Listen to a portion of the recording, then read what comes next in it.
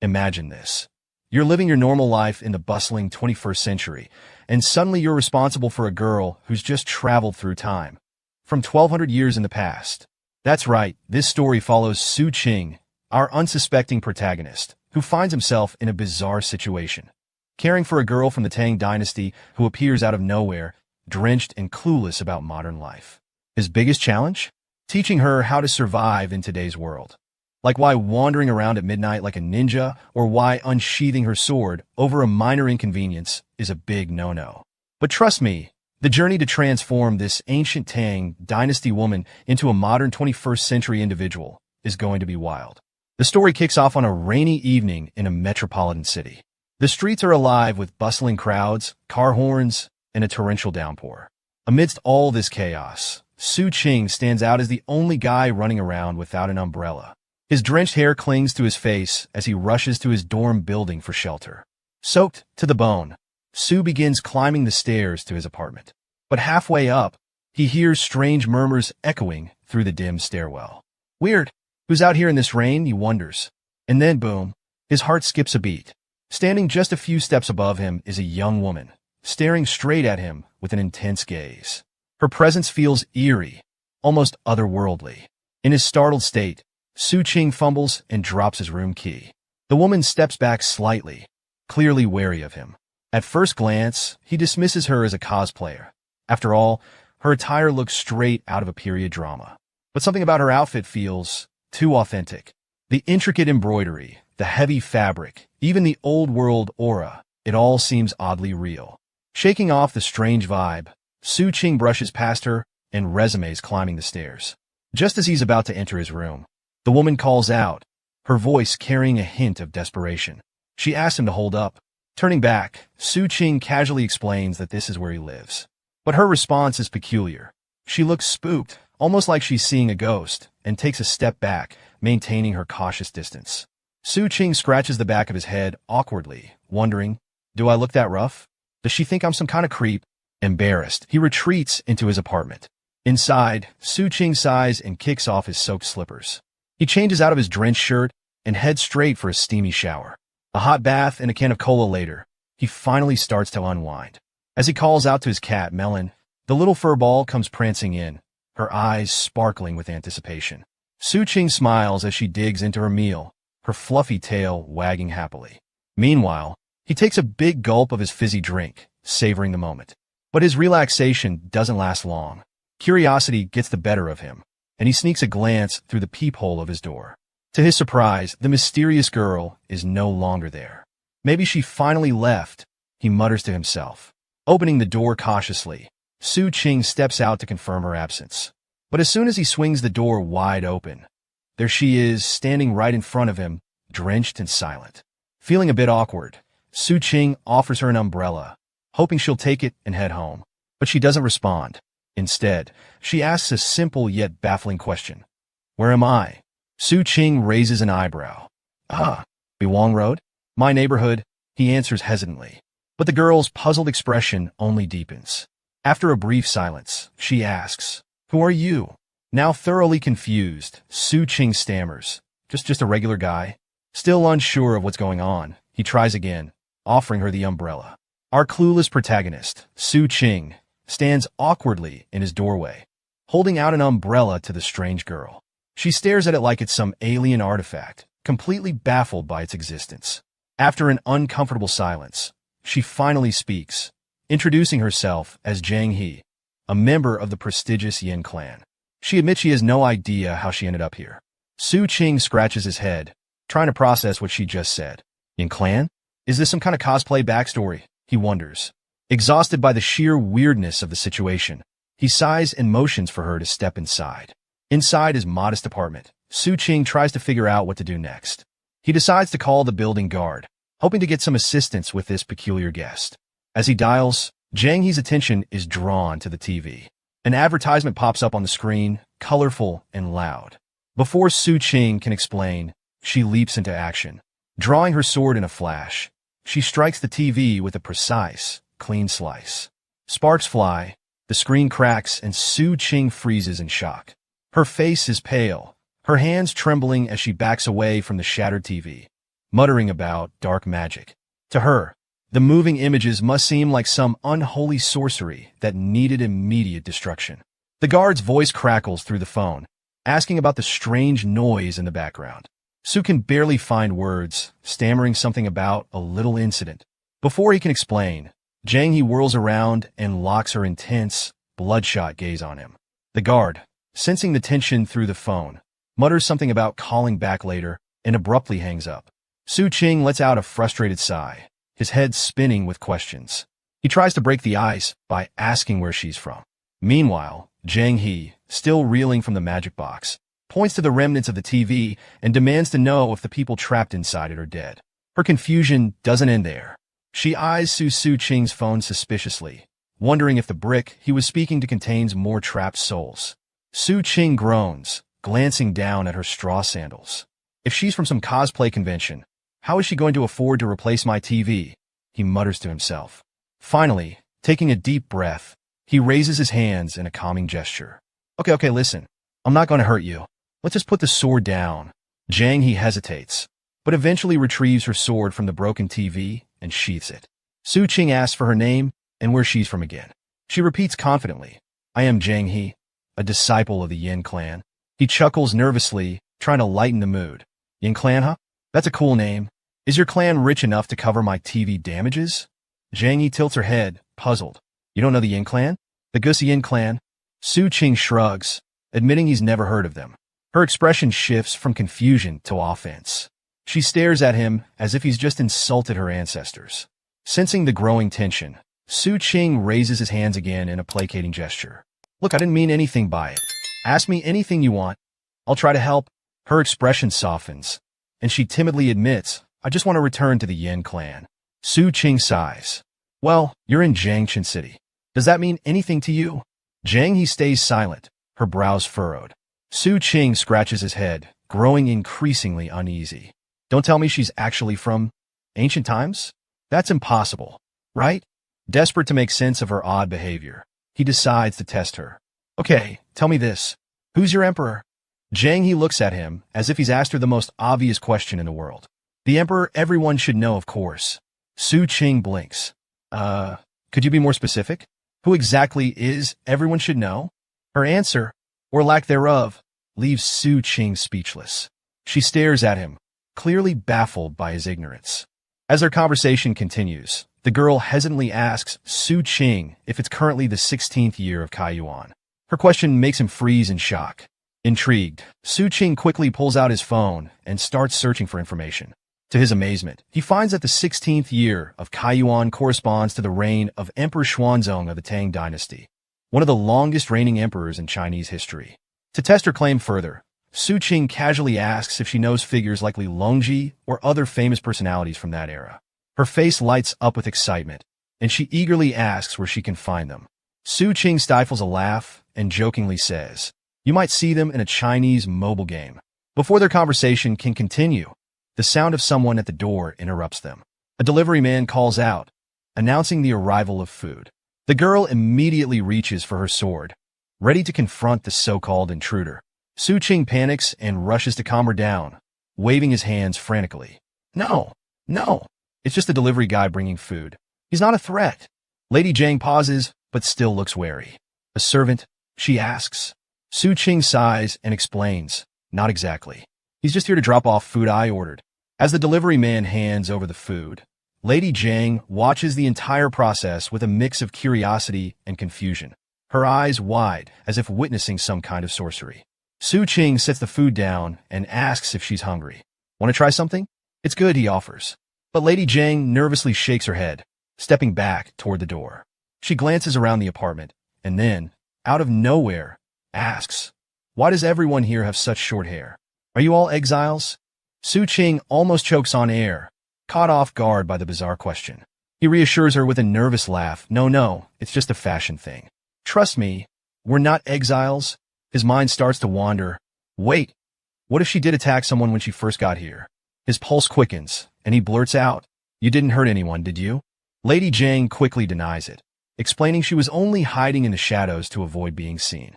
Relieved, Su Ching takes a deep breath and unwraps his burger, taking a big bite. But before he can enjoy his meal, Lady Jang steps closer, her eyes fixed on the food. "What is that?" she asks, pointing at the burger. Su Qing, still chewing, mumbles, "It's just food." "A burger. You want some?" She shakes her head firmly, but doesn't move her gaze from the sandwich. Su Qing shrugs and picks up a can of soda. "If you're not hungry, at least try this. It's super sweet. You've probably never had anything like it." Lady Jang's expression hardens. "Are you mocking me?" she snaps, glaring at him. "No, no," Su says quickly, waving his hands in defense. "I'm just offering. That's all." Their bickering escalates, with Lady Jang accusing him of being disrespectful and Su trying to explain himself. In the middle of their squabble, Su Qing accidentally knocks over his can of soda, and the fizzy liquid spills across the floor. Lady Jang's eyes widen in horror as she watches the bubbling drink spread. "What is this black, disgusting substance? Were you trying to poison me?" Su Qing starts sweating bullets, shaking his head furiously. "It's not poison. It's just a drink. Look, I'll prove it." Before she can draw her sword again, Su Qing grabs another can, opens it, and takes a big gulp. "See? Totally fine." Lady Jang lowers her blade, but keeps a wary eye on the soda. Su Qing exhales in relief, muttering, "Seriously, can you stop pulling your sword out every time something weird happens? You're scaring my cat." As if on cue, his cat, Melon, peeks out from under the couch, her fur bristling. Su Qing looks at Lady Jang and begins weighing his options. "Okay, how do I deal with her?" Option 1. Trick her into going outside and hope she figures things out on her own. But no, she'll probably end up on the news or worse. Option 2. Call the cops. Yeah, great idea, until she freaks out and starts slicing up the officers. Nope, hard pass. Option 3. Keep her here. Maybe I can learn something from her. Ancient kung fu techniques, secret Tang dynasty recipes? Could be cool. Unless, of course, she decides to chop me in half someday. After a moment of contemplation, Su Qing lets out a resigned sigh. "All right," he mutters, looking at her. "Guess you're staying. Let's see how this goes." With that settled, Su Qing offers her the burger once again. The sight of the tantalizing food seems to make her hesitate, but she stubbornly looks away, asking, "What exactly is this thing you're holding?" Determined to prove it's not poisonous, Su Qing takes a big bite. She watches him closely, her eyes sharp and intense, before finally nodding. "Go ahead," she tells him. As he chews, she seems to carefully observe every movement, as if trying to decode this strange food. Seeing how interested she is, Su Qing realizes the burger might not be enough to satisfy her, so he suggests making a rice bowl instead. Maybe her ancient stomach can't handle this modern food. I should make something more familiar for her, he thinks. However, deep down, he knows it's just an excuse. He's the one who wants more food. As he finishes the burger, Lady Jang's irritation is obvious. She's clearly annoyed that he ate it so quickly, not even offering her a taste. Su Qing gestures for her to sit down, but she hesitates, cautiously pressing her hand against the chair to test it first. She clearly doesn't trust him fully, despite the kindness he's shown by offering her the umbrella. His room is filled with strange things, and he eats odd foods. Who knows what else could be hidden in this unfamiliar world? Once she sits down, she carefully surveys her surroundings.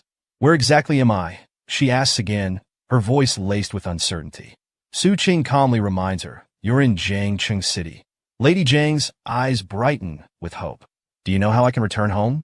Su Qing's heart skips a beat when he sees her reach for her sword again. He quickly raises his hands, urging her to put it down before he answers. After a tense moment, the sword is back in its sheath, and Su Qing sighs deeply. He looks at her solemnly and begins to explain. "You may not be able to go back," he says softly. "We're really far from your home." Lady Jang's face tightens, and she asks, "How far?" Su hesitates, but finally says, "About 1,200 years away." The words hit her like a punch. She stares at him in disbelief. "What do you mean by 1,200 years?" He explains, "It's been that long since you came from your time. People like Li Bai, Yang Yuan, and Lu Shan, legends from your era, are long gone. They've been dead for over 1,000 years. Lady Jang's eyes widened in shock. She doesn't believe it. "You're lying," she snaps, shaking her head in disbelief. Su Qing remains calm and gestures around the room. "Just look around. Nothing's the same. This world runs on its own rules now. Sure, it might be cool once you get the hang of it, but it's also risky." Despite his explanation, Lady Jang still isn't convinced. In a burst of frustration, She draws her sword again and points it at his face. Su Qing stays calm, his voice steady. You might want to stop waving that sword around. It's against the law, you know? You should learn the rules around here. Lady Jiang pauses, considering his words, and then asks, why are you even bothering to help me? Su Qing scratches his head, trying to find the right words. Well, it's kind of like how I helped my fat cat, Melon. She was struggling in the outside world, and I felt like I had to help her. The words come out wrong, and Lady Jiang's face tightens in irritation. You're comparing me to a cat? Realizing his mistake, Su Qing quickly tries to clarify. No. I didn't think twice about helping you because you were in trouble just like Melon. You're not like a cat, I swear. Lady Jiang stands there, fuming for a moment. But then, after a pause, she calms down a little. Her sharp gaze softens. All right, maybe you're not such a bad guy. You let me in. You offered food. That's more than most people would do. So, why did you help me? Our hero chuckles, saying that meeting such a quirky, ancient girl like her isn't something he experiences every day. He's genuinely curious about her, and he adds, if our roles were reversed, you'd probably be just as curious about me. Lady Jiang quickly shuts him down. If someone as strange as you showed up in my era, the chief would have chopped you down right away. Su Qing reminds her, this era is all about peace and love. No need for any violence. As long as you're here, you've got to follow the rules. Don't hurt anyone, and definitely don't destroy anything. He gives her one final reminder before turning away. If you want my help, it's yours. But if you prefer to wander off on your own, that's up to you. Just don't hurt anyone, or you'll get arrested. Lady Jiang finds herself in a tough spot. She doesn't want to stay, but she doesn't have many options left. Su Qing sighs and offers, if you want to stay here, I can order you some food, but you have to leave your sword behind. I don't want to get arrested either.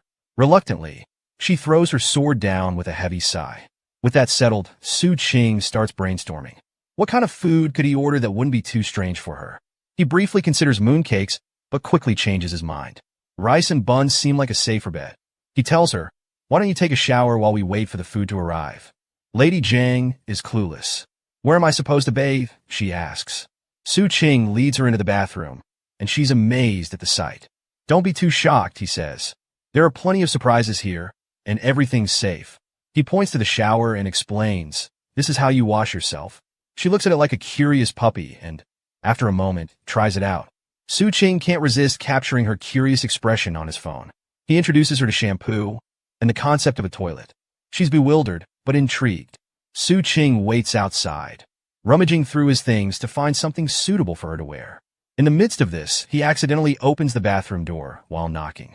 Realizing she doesn't know how to lock it, he informs her that there are no women's clothes available, so she'll have to wait for new ones. He teaches her how to lock the door, and she kicks him out. As she enjoys her first ever shower in this modern world, Su Qing wonders if all of this is real. He picks up her sword and examines it carefully, considering having an expert check if it's authentic. Lady Jiang emerges from the bath, now dressed in a new outfit. As Su Qing continues with his task, she notices what he's writing and asks, what are you doing?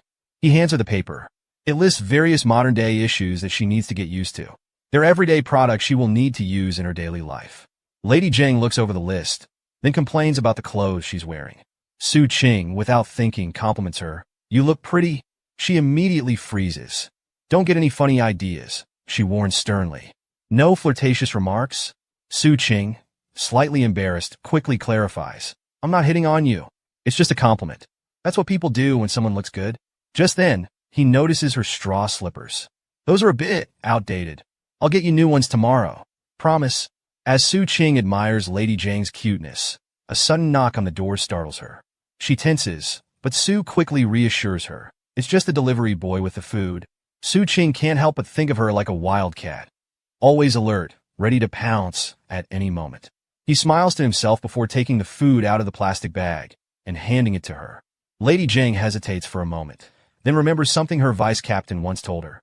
If someone's helping you for free, they must have an ulterior motive.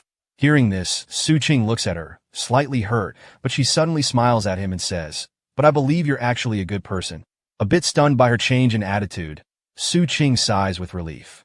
He watches her finish her food, and then decides to have a serious talk with her. Lady Jiang, he starts, you're not in the primitive era anymore. You need to adjust your way of thinking. If you keep relying on that sword for survival, and worse, end up killing me, You wouldn't last a week out here before running out of food. He gives her a pointed look. You need to stop playing with that sword. There are better ways to survive here, like using the TV for entertainment. He gestures to the TV on the table. The smartphone is useful too. Trust me, you're safe here. No one is going to harm you. Lady Jiang nods slowly, and Su Qing feels relieved, but then the conversation turns to more serious matters. This world is peaceful, but things can get dangerous for you if you're not careful. Su Qing explains. For example, if you walked into a royal castle with your sword out, they'd probably throw you in jail. Same goes for anywhere else in the world right now. Lady Jiang listens, her curiosity piqued. What do you mean? Why would that happen? Su Qing continues. It's because there are rules now. You also need something called an ID card to prove who you are. Cops might stop you and ask for it. So, the first thing I need to do is help you get one, or you're going to stick out like a sore thumb. Lady Jiang is confused. Am I like some kind of refugee here? Su Qing shakes his head. It's actually worse. The consequences are serious if you get caught without an ID. It's not just about fitting in, it's about keeping yourself safe. Lady Jiang's eyes widened in fear. Su Qing quickly tries to calm her down. Look, meeting someone from 1200 years ago isn't exactly something that happens every day. I'll help you, but you've got to cooperate with me. She remains hesitant, still not sure she can trust him. I just want to go back home, she mutters.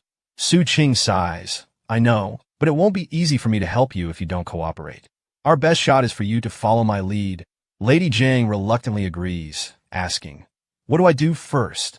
Su Qing doesn't waste any time. First off, never pull out that sword again. They fall into a brief silence, and Lady Jiang suddenly looks around, her curiosity returning. Where's your wife? She asks, clearly hoping to find someone she can gossip with. Su Qing freezes, then awkwardly admits, I'm actually unmarried. Lady Jiang is taken aback. A quiet pause fills the room. Su Qing quickly reassures her. It's normal for someone my age to be unmarried. Don't worry about it. Trying to change the subject, he gestures toward a door. I've got a spare room for you. You can make yourself comfortable there.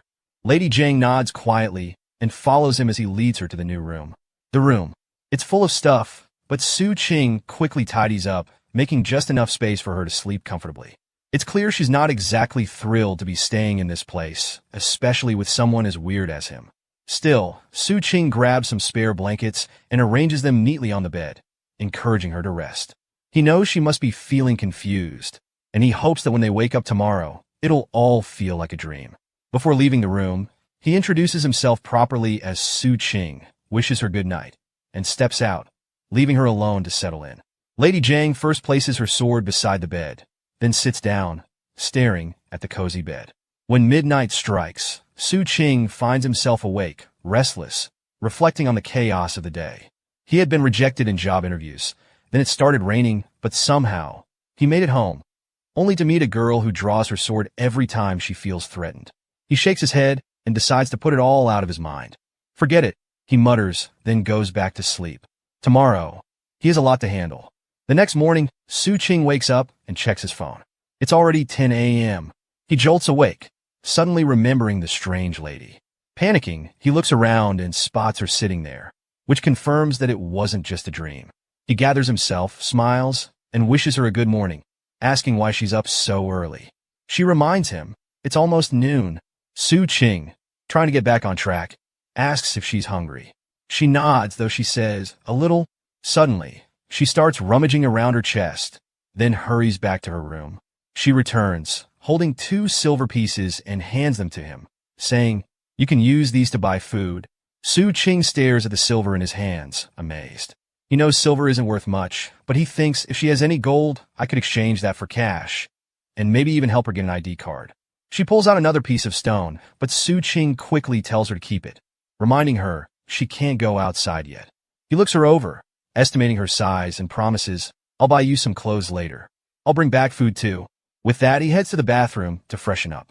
Once ready, he heads to the shopping center to pick out some clothes for her. After browsing through several options, his eyes settle on a dress, and he tells the attendant, I'll take that one. While shopping, he spots some bras in the distance but hesitates. I can't buy those alone, he thinks, feeling embarrassed. After about an hour, he finishes his shopping, holding a few bags of women's clothes and cosmetics. He's not thrilled about carrying them, but it's necessary. Next, he heads to a bookstore, picks up a few books, and makes his way back to the apartment. The city is bustling, but he's focused on getting back. As he reaches the entrance of his building, the guard stops him, eyeing his shopping bags. Su Qing tries to hide the feminine items, but the guard notices. "What's with all the shopping?" he asks. Su Qing, trying to cover, says, "Oh, I dialed the wrong number yesterday. That was a mistake." The guard raises an eyebrow, but then warns him, "Be careful. There's been some thefts around here lately." Su Qing nods, offering a smile, and reassures the guard, "Don't worry, I'll keep that in mind." Once Su Qing gets back to his apartment, he finds the lady standing in a defensive stance, her sword almost drawn, ready to defend herself from any intruders. He quickly reassures her that she's safe and hands over the food box, mentioning he also brought some essentials. As he watches her, something clicks in his mind, and he looks at her curiously. She notices and asks what's on his mind. He awkwardly wonders aloud, "Should you be thanking me? Seeing me as some kind of young hero or a decent guy, or something like that?" The lady, not fully understanding his train of thought, thanks him anyway. It seems like it might take a while for her to figure out what this strange guy is thinking. They dig into the food, and she devours her meal like a wild animal, surprising Su Qing. He had expected a more elegant woman from her era, but he's pleased to see her enjoying herself. After they finish eating, Su Qing lays out the clothes he bought, showing her the new dresses and shoes. As he digs around for more stuff, the lady spots the bra he bought for her. Su Qing freaks out, as if his soul might escape from his virgin body. He quickly tells her to keep the bra down and promises to send her a video explaining how to use it. Feeling flustered, he dumps all the stuff he bought and tells her to figure it out herself. He also brought some books to help her understand this world and its culture better. Su Qing plans to teach her how to use a computer so she can learn on her own. Noticing she looks tired, he suggests she get plenty of sleep before they figure out their next move. The lady then asks about his status in this world, prompting Su Qing to rethink his response. He admits he's a graduate student still on the job hunt. It's funny how, despite being unemployed, he's still able to splurge on fancy clothes and cosmetics. The lady begins to think he might be some rich kid, but Su Qing quickly shuts that down, saying he comes from a poor background. Then, she wonders if he could be a landlord or something. Su Qing, feeling the need to change the subject, watches her as she dives into the books. However, when she flips through some pages and sees pictures from her era, tears well up in her eyes as she starts thinking about how she can get back home. Su Qing, trying to keep the mood light, reminds her that he has no idea how to get her back but asks, "How did you end up here?" The lady reveals that she was chasing a small thief in the heavy rain, got lost in the middle of the forest, and wandered around until she spotted these tall buildings. Su Qing, while still clueless about how to help her get back home, cleverly changes the subject. "Before you can go back, you've got to survive in this world," he says, then asks, "What's your military ranking and martial arts skills?" The reason he asks is that he's secretly curious about her martial arts abilities. Su Qing is thoroughly impressed as the lady confidently explains her martial arts skills. She reveals that her Yin clan is the most powerful clan around, and when he asks how high she can jump without getting hurt, she points to the 4th floor of the building, saying she could jump from there without a scratch. Su Qing's eyes practically pop out of his head at the revelation. Excited, he eagerly asks to see all her fancy moves, spouting off names of martial arts moves he probably picked up from video games. However, it's all gibberish to her. He even asks if she knows Kung Fu and offers to learn from her, but she quickly tells him to calm down, reminding him that he's past the age for learning, and no matter how determined he is, he won't achieve much. Su Qing, slightly deflated, asks if the moves are super strict, but the lady shakes her head, explaining that it's not about being a master, just a few basic moves without all the rigid rules. She then gets in a position and shows him the first simple martial arts move, focusing on the waist and grounding yourself. She explains that martial arts training takes time, built bit by bit, day by day. Su Qing, still eager, asks if he can practice stakes, literally begging her. She reminds him that it would take 3 years to learn the basics, and he quickly decides that in that time, he could become a full-fledged soldier. So, he gives up on martial arts and asks her to teach him sword techniques instead. Once again, the lady brings him back to reality, telling him he's past the time to perfect his reflexes since his eyes can't keep up with his hands. Su Qing finally abandons the idea of becoming a warrior and simply tells her to try on the clothes he bought her. While she's in the bathroom, Su Qing can't resist the opportunity. He grabs her sword and starts swinging it around like he's some ninja, but he quickly realizes the sword is way too heavy for his puny muscles. When the lady finally emerges from the bathroom, looking smoking hot in her new outfit, Su Qing is left in awe. The clothes fit her perfectly, and she checks herself out, making sure they aren't too tight anywhere. It's at this moment Su Qing remembers that he forgot to buy her a hairband. He tells her to tie her hair back with a band, and once she does, she looks even hotter. Overcome with emotion, Su Qing starts crying, feeling bad for underestimating her intelligence just because she's from ancient times. He decides to take her for a walk that night and promises to buy her a proper hair tie while they're out. As dusk settled in, the girl peeked outside her room and saw our boy sitting at his desk, completely absorbed in his screen. Curiosity got the better of her, and she stepped out, asking what he was up to. Without looking away, he tried to explain computers to her in the simplest way possible, like how you could trash talk everyone in the crazy lobbies of Call of Duty. He even threw in a warning, telling her to stay far away from 4chan if she wanted to keep her sanity intact. Switching topics, he asked if she was having fun reading all those books. She let out a small sigh, admitting that most of it was flying right over her head, but she was slowly getting the hang of it. The boy chuckled and told her to take it easy, reassuring her that there was no rush. He reminded her that she was already brave and smart, and joked that if he were in her place, he'd probably be a lost cause by now. Hearing this, Lady Jane glanced at him warmly, her cheeks turning a soft shade of red. As he relaxed at his desk, completely unaware of her lingering gaze, she sneaked up behind him again and asked if he didn't have to work. He simply shrugged, saying he was already hustling to make money in this world. But when she tried to picture someone making money, the last thing that came to mind was a guy sitting in front of a giant screen, looking like he was doing nothing. With a smirk, he explained that he was trying to make some quick cash online, though he knew all the text and numbers wouldn't make sense to her. Instead, he suggested she start with the basics. Just then an idea struck him. He asked how strong her chief's martial arts skills were, and without hesitation, she proudly replied that he was incredibly strong. Seizing the moment, the boy pulled up a video on his screen and asked if the fighters in the clip looked powerful enough. Lady Jang's eyes widened with excitement as she watched the intense fight scenes unfold before her. The boy, just as enthusiastic, leaned in and asked for her thoughts. In a timid voice, she admitted that she had never seen anything like it in her life. Just imagining such warriors made her nervous enough to pray. Grinning mischievously, he clicked on another video, this time showing a guy smashing through an entire wall with just the palm of his hand. As soon as she saw it, terror washed over her face. Trembling, she turned to him with a shaky voice and asked if everyone in this world possessed such magnificent power. Trying not to laugh, he quickly reassured her that it was all fake, nothing but fiction. But that only made her more suspicious. Narrowing her eyes, she demanded to know if he was really telling the truth. The boy nodded firmly, repeating that all the kung fu she had just seen was total nonsense. He went on to explain that in his world, people created things purely from their imagination. The martial arts she saw in the videos were simply how people believed it should look, over the top and exaggerated. Slowly but surely, Lady Jang seemed to be grasping these new ideas. Seeing her thoughtful expression, he reassured her that with time, she'd come to understand everything about arts and movies. Su Qing finally asked the question that had been on his mind. Was her chief's kung fu better than what he had seen so far? She hesitated for a moment, but eventually admitted that it wasn't. Not satisfied, he asked about flying techniques. She confirmed they existed, but most people specialized in just one. She even pointed out how unrealistic those flashy movie stunts were, reminding him that physical strength had its limits. Su Qing thought for a moment, then pulled up another video and asked if she could pull off that move. She considered it, then stood up from her seat and, without warning, started swinging her hands at an incredible speed, moving so fast that she seemed like a blur. Su Qing's eyes widened in amazement, completely thrilled to see her nail the technique. Excitedly, he told her she had it down perfectly. She simply smiled and told him to reach out anytime if he wanted to learn, promising to teach him.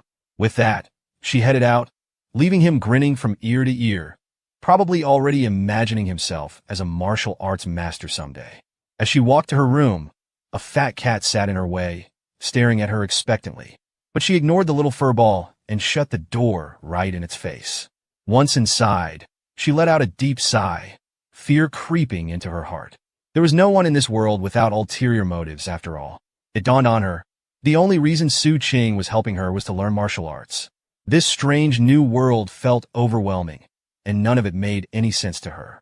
Her gaze drifted to the wide ceiling, and with a determined look, she grabbed her sword and started practicing. The sounds from her room piqued Su Qing's curiosity. Wasn't she going to take a nap? Feeling drained, he collapsed on his bed, still finding it unbelievable that there was a woman in the room next to his. The thought alone made him ridiculously happy, and with those sweet thoughts filling his mind, he dozed off. Suddenly, loud voices jolted him awake. He glanced outside. It was already dusk. Checking his phone, he realized he had slept through the entire day. Jumping out of bed, he decided to take Lady Jing out to show her the real world outside. As she put on her shoes, he laid down the ground rules, insisting she shouldn't do anything without his permission. He warned her about the do's and don'ts of public areas, making sure she understood everything. She meekly nodded and replied with a soft yes. Before stepping out, Su Qing made sure to snap a quick photo of her, just in case. In the photo, however, Lady Zhang's pretty face looked anything but charming. Instead, she resembled a shady molester eagerly eyeing some peachy sights on the street. The boy, hoping to lighten the mood, asked her to give him a smile. But her forced grin turned out even worse than her usual expression, making him nearly pass out on the spot. Deciding to abandon the picture idea altogether, he quickly suggested they should just get going. Before heading out, he cautiously told her to leave her sword behind, not wanting to attract any trouble. Lady Jing, of course, refused right away. But the boy reassured her, confidently stating that the people outside were as weak as he was, so she didn't need to worry. After some hesitation, she reluctantly handed over the sword. While she stood there, he sneakily snapped another picture, this time managing to get a really good shot. Feeling satisfied, he cheerfully declared it was time to leave. Stepping out of the apartment building, Lady Jang's eyes darted around nervously. The boy noticed and casually explained that this was just an ordinary neighborhood where families lived. He pointed out the main entrance, the road outside, and the stores lining both sides, where people could buy food, clothes, or whatever they needed. Just then, her attention locked onto a guy riding a scooter. Her face filled with awe, as if she thought it was some kind of magical ride. As they continued walking, they passed a few people, and that's when trouble started brewing. A chubby woman spotted Lady Zhang and immediately recognized her. Panicked, the girl hid behind the boy, while the woman insisted she had seen her somewhere before. At the same time, a nearby security guard, noticing their closeness, teasingly asked if the boy had finally snagged himself a girlfriend. Laughing it off, he casually replied that she was just a friend. But the fat lady wasn't giving up so easily. She suddenly pointed at Lady Jang and confidently announced that she was the sword-wielding woman from yesterday. The guard's curiosity piqued, and the two started discussing the incident in detail. Before things could get worse, our boy quickly jumped in, yelling that it was just cosplay, where people dressed up as fictional or historical characters for fun. Luckily, the woman seemed to buy the explanation, nodding in understanding. Not wasting a second, the boy grabbed Lady Jang's hand and swiftly walked away. Watching them leave together brought a nostalgic smile to an old man nearby, who was reminded of his own youth. Once they were safely out of sight, Lady Jang abruptly pulled her hand away, looking a little grumpy. Curious, the boy asked if that woman had really seen her yesterday, but she remained silent. Her reaction was enough for him to guess that she must have run into the lady on the stairs before. Shrugging it off, they continued their journey through the bustling streets. As they walked, Lady Jang's eyes widened in amazement at the sight of cars speeding past. Shocked by their speed and size, she couldn't hide her disbelief. The boy chuckled and gave her a quick rundown on how cars had evolved from horse-drawn carriages into these powerful machines. But the explanation didn't quite convince her. With a serious expression, she concluded that there must be a horse trapped inside each car, providing the much-needed horsepower to make it run. Then our boy introduces Lady Jang to the concept of cameras, explaining how the movies they watch were filmed using these devices. He points to a nearby CCTV camera and tells her that if he were to misbehave with her right now, people from far away would be watching and could get them arrested. Reassuring her, he adds that as long as she behaves herself, she isn't their target. Lady Jang picks up a few pebbles from the ground, eyeing the cameras suspiciously. But before she can act, the boy quickly warns her not to even think about knocking out any cameras. She stops immediately, and he calmly tells her to put the stones away. Moving on, he explains how traffic lights work, pointing at the signals and telling her that red means stop and green means it's safe to cross. Sharing all this, he mentions that he's explaining it not just for her, but also for my viewers' friends to learn too. Yes, I'm talking about you guys. Once they cross the road, Lady Jang's attention is completely captivated by the bright streetlights and bustling grocery stores. The high-speed cars zooming past fascinate her even more. As they continue walking, the boy notices a hair ribbon in a nearby shop and picks it up for her. But as he imagines her wearing it, those cute fur balls on her head make him rethink whether it would suit her. He stands there, lost in thought, scanning through the cute and sparkly items displayed in front of them. Lady Zhang, however, perks up with excitement, and when he asks if she likes a particular ribbon, she immediately says yes. Holding it in her hands, she stretches it vigorously at first, but soon she figures out how to use it properly and puts it on. Looking cute and beautiful, even the boy can't help but admire her. As the sun sets and the city lights up, the duo heads into a restaurant. Our boy orders 2 plates of fried rice cakes with extra spices and a side of sliced cucumber. While looking for a place to sit, he tells Zhang that this is the very place where all their food comes from. He trusts this restaurant completely because they serve the best food, and he's been enjoying it since he was a kid. Lady Zhang, however, seems completely mesmerized by the vibrant lights around them. So much so that she's startled when the waiter suddenly arrives with their food. The boy starts eating right away and offers her a pair of chopsticks. She looks nervous, hesitating as she holds them awkwardly. As he gulps down his lemon juice, he realizes that letting her wander off alone might not have been the best idea. She clearly needs more guidance than he initially thought. But he's confident he can teach her everything step by step. After they finish eating and pay the bill, they leave the restaurant feeling satisfied. Especially our boy, who's pleased with how the evening turned out. Once they arrived back home, he glanced at her and asked if she was starting to feel more comfortable. She didn't say a word, simply sitting quietly on the couch, lost in thought. Trying to lighten the mood, he reassured her that living in this world wasn't so bad, especially with all the delicious food and endless junk snacks to munch on. He added that once she had her own ID card, she'd be able to enjoy life here even more. But despite his efforts, she still didn't look too thrilled. In a soft voice, she murmured that she wanted to go home. But once again, he reminded her of the harsh truth. Her home no longer existed. It had already been 1,200 years, and there was no going back. Reality was sinking in whether she liked it or not. After a long pause, she finally asked how they were going to solve the issue of her identity. He admitted he wasn't some government official who could handle it easily, but there was always a way. With a confident smile, he assured her that he'd figure something out. Hearing his words, she looked a little flustered but grateful for his kindness. This time, she properly thanked him, calling him a young warrior. Amused, he responded with the same brotherly energy, reminding her that identity was crucial in this world. Without it, life would be nearly impossible to navigate. He then asked where the list he had given her yesterday was. She pointed towards the dustbin.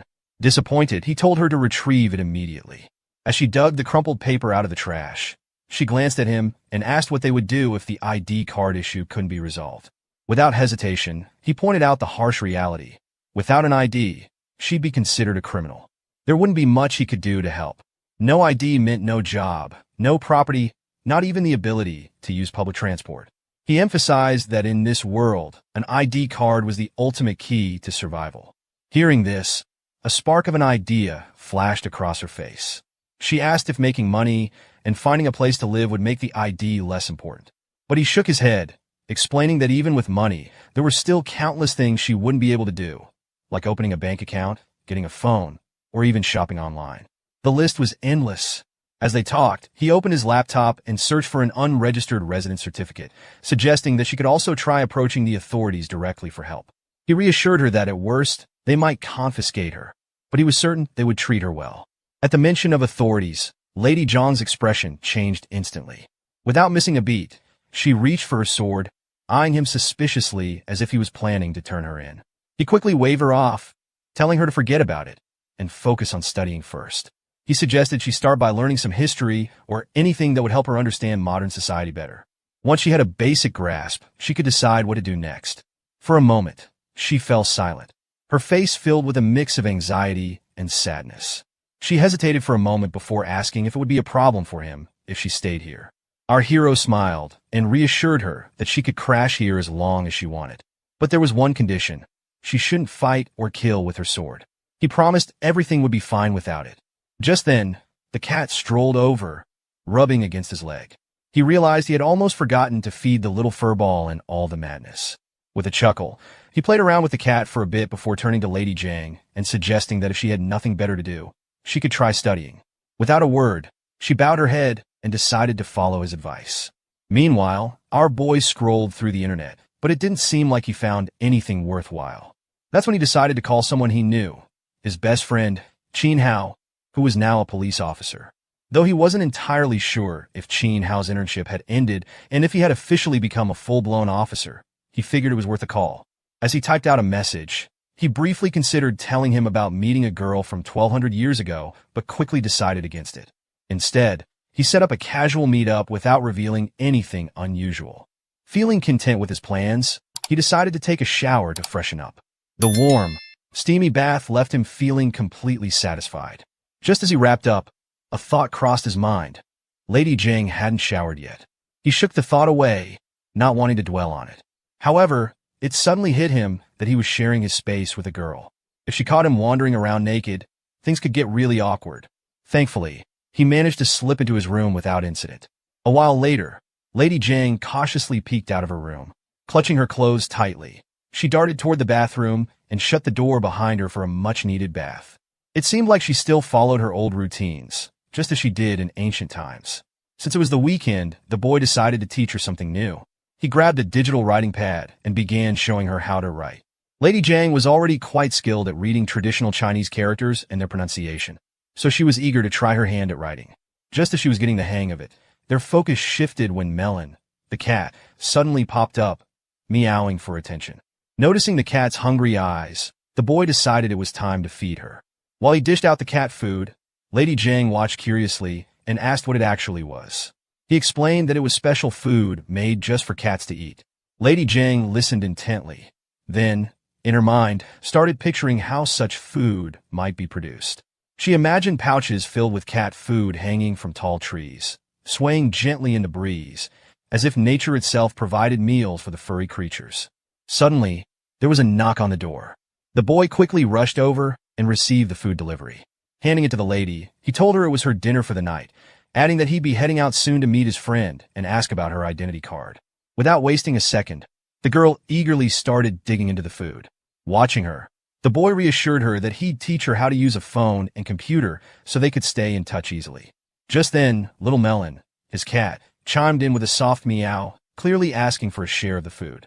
Smiling, the boy scooped up his furry friend and reminded her to stick to her own cat food. Curious, the lady hesitated for a moment before meekly asking if she could share a little bit with the cat.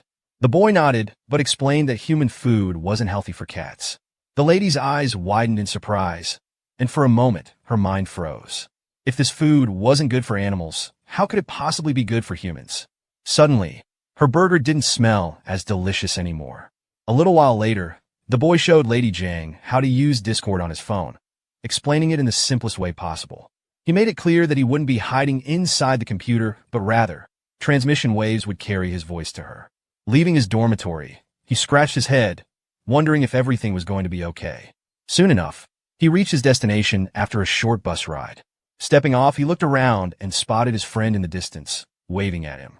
As they met face to face, they exchanged greetings, and Officer Chin poured a cold beer for him, mentioning that it was the first time he was serving him a drink. They sit down, and then our boy curiously asks how a police officer like him could drink. Chin Hao chuckles, explaining that he's off duty and dressed casually, just here as an ordinary person. With that settled, the boy places his order carefully, already thinking about the delicious items he's about to enjoy. They clink their glasses and toast each other. As they start chatting, Su Qing asks how work is going and what it's like being an outstanding officer. Chin sighs, bluntly calling it terrible. All that talk about heroes saving the day. Nonsense. Most of his days are spent handling trivial disputes between couples or settling arguments among old ladies in the neighborhood. He hardly ever gets to chase thieves or deal with serious crime. It's all just daily disputes and meaningless drama. Su Qing, always the optimist, points out the brighter side. At least people are living and working happily, and that's a good thing. Chi Hao leans back with a tired smile, admitting that he once dreamed of being a police officer when he was a kid. But back then, he faced a major setback. He stopped growing at 1.6 meters, and with the minimum height requirement being 1.7 meters, he was crushed. He cried his heart out in Su Qing's arms. Luckily, things changed when the height requirement was replaced with a high jump test. Chin Hao practiced every day and eventually achieved his dream. But now, after dealing with nothing but minor disputes, He's so exhausted that he says he'd even fight a woman with a sword just to make a big scene. Su Ching immediately shakes his head, telling him not to joke about such things.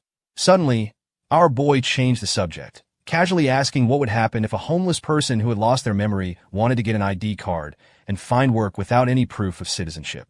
The officer, without hesitation, bluntly stated that getting an ID card wasn't easy. Someone fitting that description was likely a shady person, and it wouldn't be simple for them to prove their identity. With the sharpness of an officer doing his duty, he immediately asked the boy for the name and address of the person he was talking about. Caught off guard, our boy quickly spun a story about how his mother's brother had a son whose friend was in a similar situation. But before he could go any further, the officer cut him off, telling him to stop the nonsense. He reminded him that without solid proof, something like a blood test, getting an ID was out of the question. Still, the boy pressed on, asking what if the person he encountered was unidentified and strange, like a homeless guy wandering the streets. The officer, not buying it, pointed out that if someone's behavior seemed suspicious, they would have to be investigated. At that moment, our boy noticed his friend eyeing him with a suspicious gaze. Annoyed, he quickly told him to stop looking at him as if he was hiding a fugitive. He insisted that he wasn't here to figure out how to cover up someone's identity. Chin Hao chuckled and reassured him, saying he trusted him. He then suggested that if the boy was really curious, he should just ask the stranger for basic information. He also mentioned they could check the person's details through a public directory or DNA records if needed. But just as the conversation was getting interesting, Chin Hao's mood shifted. He suddenly grew irritated and told the boy to drop the topic altogether. Without waiting for a response, he downed his beer in frustration. The boy laughed it off, joking that the only reason he even brought it up was because he needed something to talk about. Otherwise, they wouldn't have met in the first place. With a playful grin, he tells his friend to forget everything and jokingly stretches out his hands, asking him to handcuff him. He's curious to experience what it's like to be interrogated and cuffed. Laughing it off, they head inside, and once they settle down, our hero brings up the topic of the ID card again. But the officer's response remains unchanged. He explains that if getting a new ID were that easy, criminals would be out stabbing people left and right, escaping with fresh identities every day. Their back and forth continues, beer after beer, until the officer eventually passes out cold. Our hero tries to shake him awake, reminding him of his duty to settle disputes between bickering old ladies. But all the officer mumbles about is wanting more beer. Seeing no other option, our hero signals the waiter not to bring any more drinks. After paying the bill, he learns there's a 50% discount if the bill reaches 100 yuan. Without missing a beat, he decides to order a ton of fish for Lady Jiang.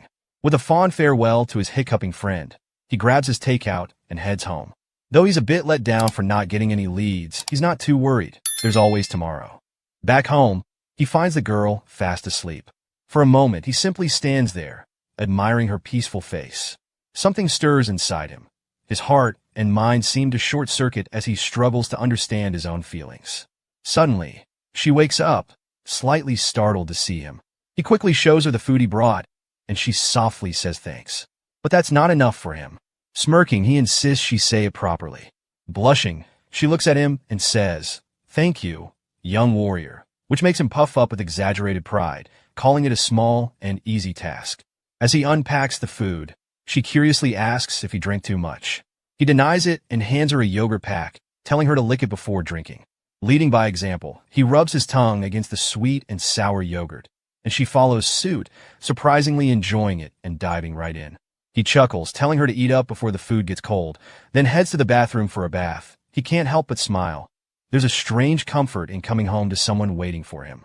Once he's back outside, the girl's eyes instantly land on him. He casually asks if she checked her clothes, which confuses her at first. Then it hits her he's talking about the bra he bought for her.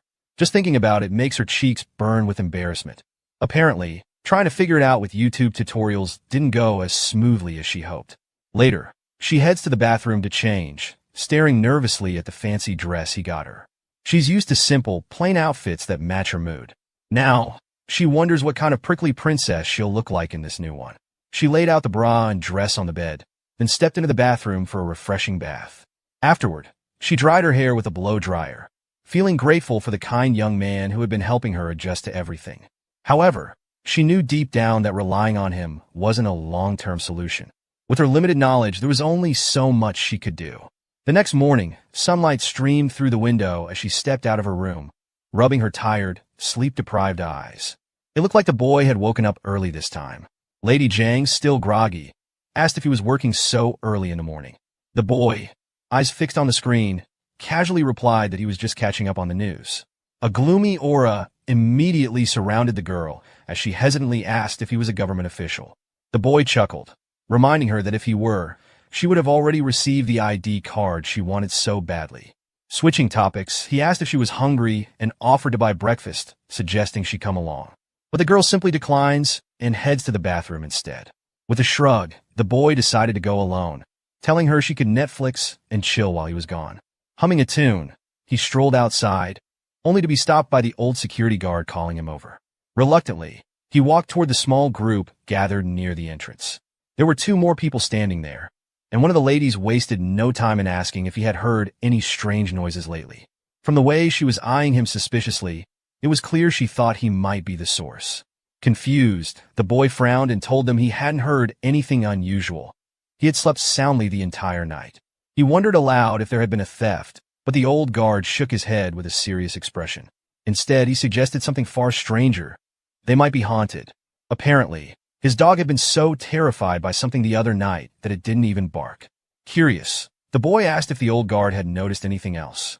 Taking a long puff of his cigarette, the old man exhaled slowly before admitting that while he didn't see anything himself, he had caught something on the surveillance footage. With a growing sense of unease, they all gathered in the surveillance room.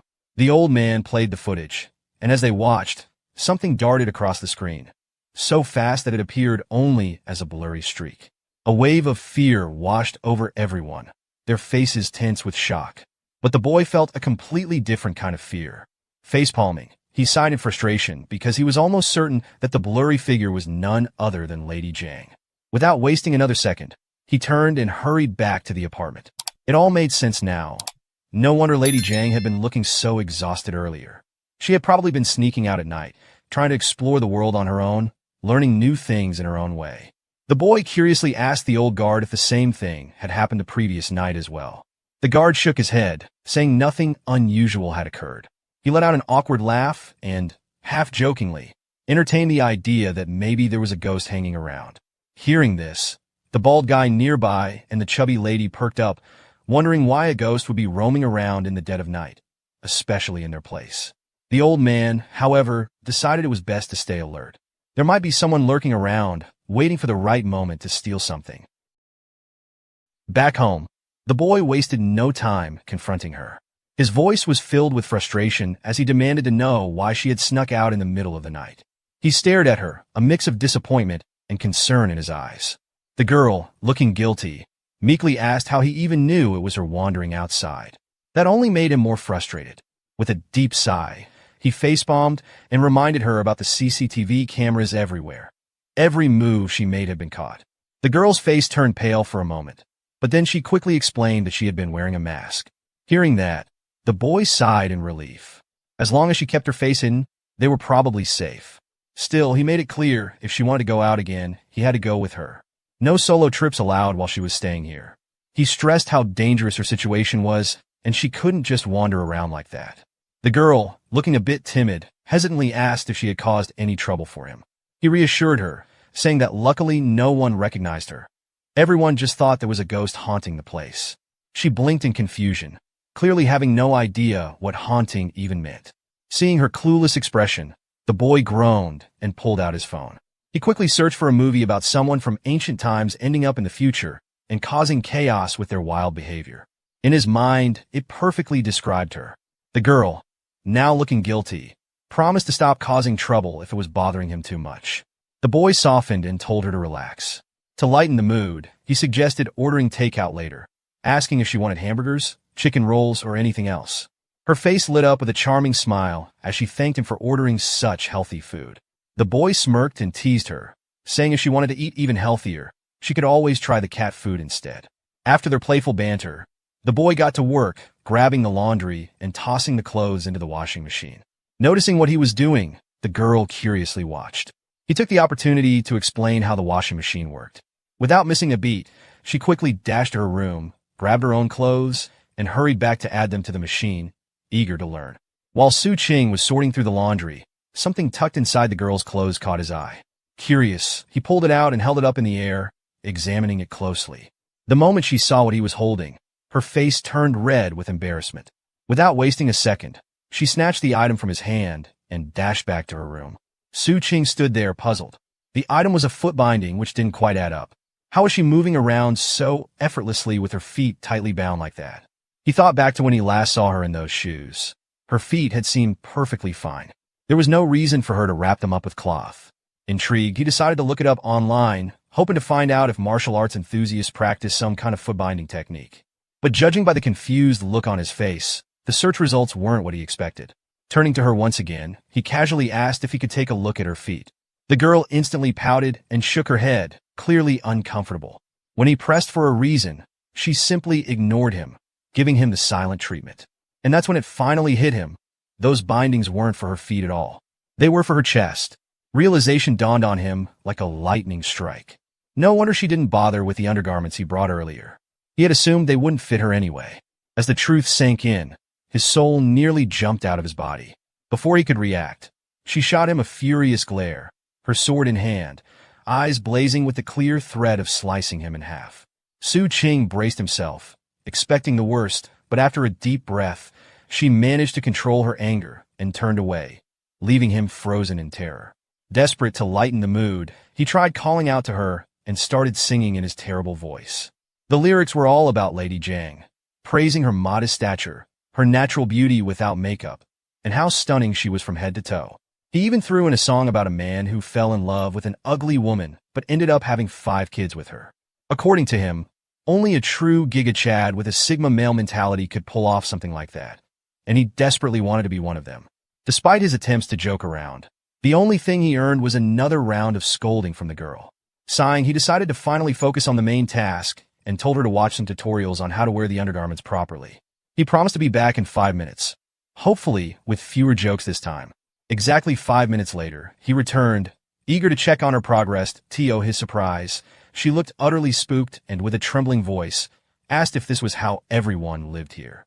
She hesitated before mentioning that while the undergarments might seem comfortable, they made her feel like a harlot. The boy chuckled and tried to reassure her, saying there was nothing wrong with feeling comfortable.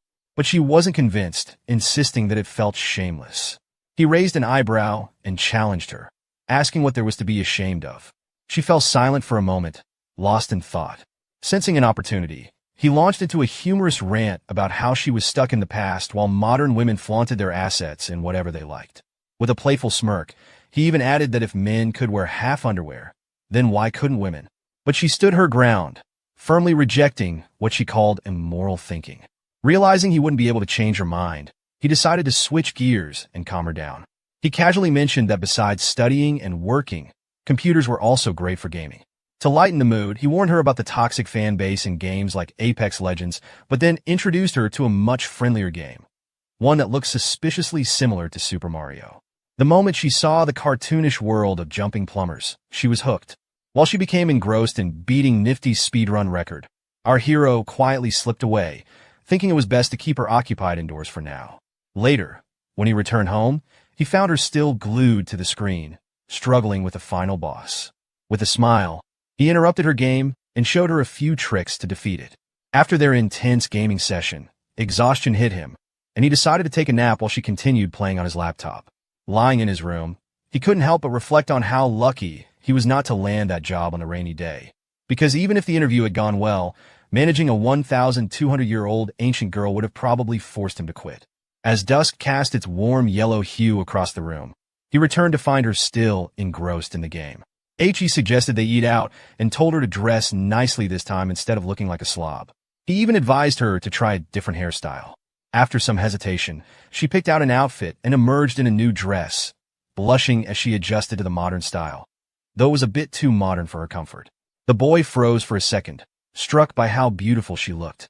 Flustered, he quickly urged her to change back to her original dress, worried they might draw too much attention in public. This sent her into a fit of agitation and frustration beyond measure, but eventually she complied. As they wandered outside, the old security guard at the entrance spotted them and jokingly asked if he was taking his girlfriend shopping again. The boy shook his head, clarifying that they were just friends, not dating.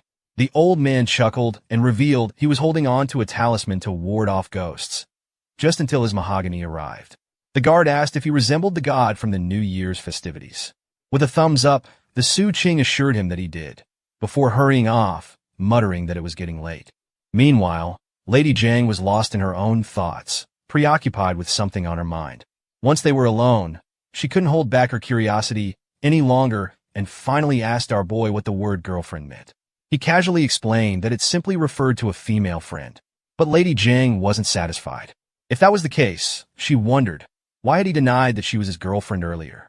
Su Ching smiled and told her to be patient, promising he'd explain everything later.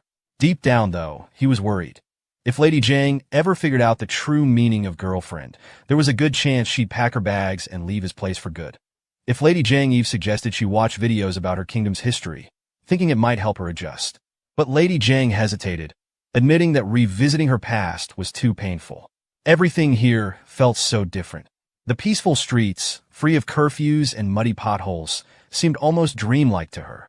So unlike the world she had come from. Their stroll eventually brought them to a tea stall, where Su Ching enthusiastically ordered bubble milk tea and some snacks, urging her to give it a try. Lady Jiang watched the drink curiously, but hesitated before taking a sip. Looking around, she asked if people in this world really made money doing such things, and if she could learn to do similar work. Su Ching gently explained that while she could pick up the skills, she wouldn't be able to earn money without an ID card. Hearing this, she sipped her tea with a somber expression, but Su Ching quickly reassured her, saying the ID card issue would be resolved soon, and she shouldn't lose hope. When he asked if she liked the tea, Lady Jiang frowned slightly and admitted that it wasn't to her liking. The taste was odd, and the pearls were too chewy. Su Ching laughed and agreed, admitting that he didn't understand how people enjoyed drinking what he called piss-like stuff. Lady Jiang shot him a cold stare, clearly not amused at being the subject of his taste experiment. Trying to fix the situation, Su Ching quickly added that he had only ordered it because he thought girls like sweet things while his own drink is a bit sour. Our boy casually offered Lady Jiang a sip of his drink. She hesitated for a moment, but eventually took a cautious sip through the straw. The moment the delicious flavor hit her palate, her face lit up with joy. Seeing her reaction, the boy couldn't help but smile and, without hesitation, swapped his drink with her pearl tea, genuinely pleased that she enjoyed it. Despite the cheerful atmosphere, a strange feeling started creeping into Lady Jiang's heart. Something didn't feel quite right, but she chose not to dwell on it, focusing instead on sipping her drink again. After finishing their meal, the boy shamelessly let out a burp, a clear sign of his full stomach. He then suggested taking a quick tour before heading home, and soon they found themselves strolling through the vibrant city in the middle of the night. Out of the blue, the boy stopped at a nearby bus station and suggested they take a ride to somewhere special. Since it was Lady Jiang's first time on a bus, he reassured her not to panic and just follow his lead. With an easygoing smile, he dropped a coin into the fare box and stepped inside, guiding her to a window seat so she could enjoy the view. As the bus rumbled through the bustling streets, the girl gazed outside in awe. The bright lights, the lively crowds, everything seemed so new and fascinating. The boy, watching her reaction, was a bit surprised. Given that it was her first bus ride, he had expected a bigger reaction. But she simply smiled and mentioned that she had ridden horse-drawn carriages plenty of times before. Eventually, they reached the Lanjian Bridge station, where they stepped off the bus. With excitement in his voice, the boy proudly introduced her to the area, explaining that in her era, this place might have been empty and desolate, but now it was the heart of the city's nightlife. Lady Jiang looked around, taking in the dazzling sights, and couldn't help but wonder if such a transformation was even possible.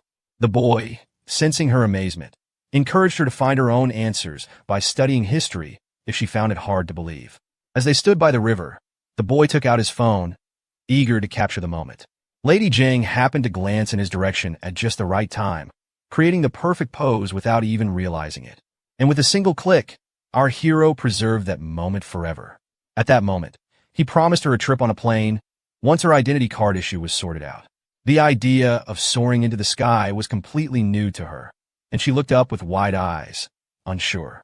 Sensing her hesitation, he reassured her with a smile, telling her that for now, she could stay in his cramped little room and take her time learning about the world. Curious like a child, she asked what came after understanding the world. He paused for a moment, thinking carefully before explaining that true freedom would follow. Freedom to know what's right and wrong for herself, to fully enjoy everything this future world had to offer. Just then, he checked his phone and announced that it was time. Right on cue, fireworks burst into the sky, painting it with vibrant colors. She watched in awe, unable to take her eyes off the dazzling display. A thought crossed her mind. Would her family be amazed by such a magnificent sight? As if reading her thoughts, he smiled and gently told her to enjoy this moment on behalf of her family too. The next day arrived, bringing with it some rather unpleasant news. Lady Jang was spotted outside, doing her ninja moves by the lightning poles. His face soured at the sight, but in a way, it was also reassuring. If she was busy playing ninja at midnight, it meant the guards were more alert now, patrolling the area more frequently. At least with her antics, there wouldn't be any real thieves around. Suddenly, Lady Jang pointed curiously at a group of people gathered outside, asking what was going on. Su Qing felt a chill down his spine when he realized they had started performing rituals to ward off ghosts in the area. But soon enough, they both went back to their meals, and she casually remarked that his lifestyle felt like being in a prison. He chuckled, reminding her of their little adventures. They had gone shopping, watched documentaries, had lunch, shed a few tears over some anime, and then enjoyed dinner. He told her that this was what having a home and living the otaku lifestyle was all about, but she still looked puzzled. Seeing her confusion, he explained that staying at home meant having the freedom to choose what to do and where to go, comparing it to an ancient landlord who spent his days lounging in his mansion with his family and a cat. After finishing her meal, Lady Jang decided to go for a little walk. Su Qing raised an eyebrow and asked if she really wanted to go out alone. She remained silent, which was all the confirmation he needed. Without missing a beat, he launched into a long tirade, listing all the dangers waiting outside and pointing out her many shortcomings. He made it clear that staying put was the best option for now. He told her bluntly that even if he gave her money to eat at restaurants, she'd still need to figure out how to earn it. Otherwise, she'd just end up spending without a second thought. He reminded her that if she wanted money, she'd have to either commit crimes for quick cash or try hunting. But since there weren't any hunting force around, she'd likely end up digging through garbage instead. Finally, the girl fell silent and focused on her burger. Her mind clouded with the thought that without that single ID card, she couldn't even step outside for a simple walk on her own. Seeing the sadness on her face, Su Qing reached into his pocket and pulled out 2 coins, offering them to her with a gentle reminder. At least she had learned how to take the bus. Wasn't that a step forward? But the girl shook her head, refusing to take the coins, insisting that she hadn't learned anything at all. Su Qing, however, wouldn't take no for an answer. He pressed the coins into her hand, telling her to go out, experience things, and assuring her that she had actually learned a lot in just the first month of being here. Still curious, she looked outside and asked if ghosts really existed. With a slight grin, Su Qing pointed at the people outside, busy with their ghost-busting routine, and told her that once she started earning money, she could pay him back. But what if I don't earn anything? She wondered aloud. He simply shrugged and said they'd figure it out when the time came. She smiled and thanked him once again, calling him Young Warrior, a nickname she'd grown fond of using. In response, Su Qing launched a game on his computer, showing her how she could play a character, explore, and even learn to make some money in the game. He encouraged her to give it a try, see if she could get the hang of it. Curious, she asked why she couldn't just do what he did and make money online. Su Qing chuckled and explained that it wasn't that easy. It was complex, and she needed to start with the basics first. Suddenly, the doorbell rang, shattering their little moment. Su Qing's face tensed up, and without wasting a second, he told the girl to hide in her room. The knocking grew louder, and a voice from outside impatiently demanded that he open the door. Panic surged through Su Qing as he quickly guided the girl into a room and locked the door behind her. Taking a deep breath, he finally opened the door to face his father. There he was, a grumpy old man, eyes scanning the place with a stern expression. Su Qing greeted him nervously, but the old man adjusted his glasses and reminded him to address him as landlord for now. His sharp gaze swept across the room before he bluntly asked if Su Qing had found a job yet. Su Qing, still trying to keep his cool, reassured him that the rent would be paid on time. He defended himself, explaining that since he could afford his current lifestyle, he didn't see the need to find a job. But that only made the old man more agitated. Like any typical father, he launched into a lecture, berating Su Qing for being a failure. Before things could escalate, Su Qing quickly cut him off, reminding him that if he was here for rent, he'd gladly pay up. But then, the old man's eyes landed on the RPG game running on the computer, and his irritation deepened. He made it crystal clear. If Su Qing didn't get a job by next month, the rent was going up, no questions asked. Suddenly, his father's face changed dramatically as his gaze fell on the women's clothes hanging outside. With a sharp tone, he called Su Qing's name. Realizing the misunderstanding, Su Qing hurriedly tried to explain, but before he could, his father questioned if he had started wearing such clothes himself. The room grew tense. Weighing his options, Su Qing decided it was better for his father to know a girl was staying over rather than letting this assumption continue. Forcing a casual tone, he said the clothes belonged to a friend's sister who was staying for a few days. Just then, he knocked Lady Zhang's door and told her to open it, and as she stepped out timidly, he quickly introduced her to his father, hoping she wouldn't do anything suspicious. Lady Zhang hesitated, unsure of how to address him, and quietly asked Su Qing. He told her to call him uncle, but his father's sharp intuition caught her hesitation. His expression darkened, suspecting she had almost called him dad. Still wary, his father suddenly took Su Qing's hand, making both of them tense up. Seeing her unease, he reassured her that everything was fine before turning back to Su Qing, demanding the real story. Su Qing insisted nothing was unusual and warned his father not to snoop around. Instead, he told his father to give Jiang the spare key for now. Hesitating, Su Qing took it but made a mental note to get it back later. He couldn't risk his parents finding her home alone one day. His father remained unconvinced and bluntly asked if she was his girlfriend. Su Qing denied it immediately, but his father wasn't fooled, pointing out how she had almost called him dad. Caught off guard, Su Qing dismissed it, saying he must have misheard. But then his father asked how old she was. Flustered, Su Qing nearly fumbled, starting to say 1, 2 before quickly correcting himself. She was 18. The room fell into silence once again, the tension heavier than before. His father finally sighed in frustration, telling Su Qing that he was creating bad karma. Su Qing, unfazed, questioned what kind of bad karma he was referring to. He argued that the girl was only staying temporarily, and that even if they were dating, it would still be normal and reasonable, hardly something that could be called bad karma. Hearing this, his father fell silent, deep in thought. He had originally come to remind his son to pay rent and find a job, but instead he found himself dealing with a girl who had nearly called him dad. His tone shifted as he resumed lecturing, pointing out that Su Qing didn't even have a proper job. Su Qing, growing irritated, snapped back that as long as he could make money, having a traditional job wasn't necessary. He reminded his father that they were living in the age of technology and that he had explained this many times before, yet his father still insisted there were no guarantees. Deciding to put an end to the argument, Su Qing to transfer the rent money and told his father to leave the key once he received it. He then asked about the utilities bill for this month. His father replied that it was 238 yuan. Checking his account, Su Qing realized he had exactly 238 yuan left. If he transferred everything, he would have nothing left for food. But to avoid further nagging, he sent the full amount anyway and held out his hand for the key. He then pointed out that he had never heard of a landlord keeping a key to freely enter a rented house. His father, unfazed, simply reminded him that it was his house. Su Qing, frustrated, retorted that he was paying rent and should be treated like a tenant. His father warned him to make payments on time, saying he didn't want to come collecting every month. He also added that if Su Qing failed to find a job, he would have to keep paying rent, and not just any rent. It would be more expensive than other places.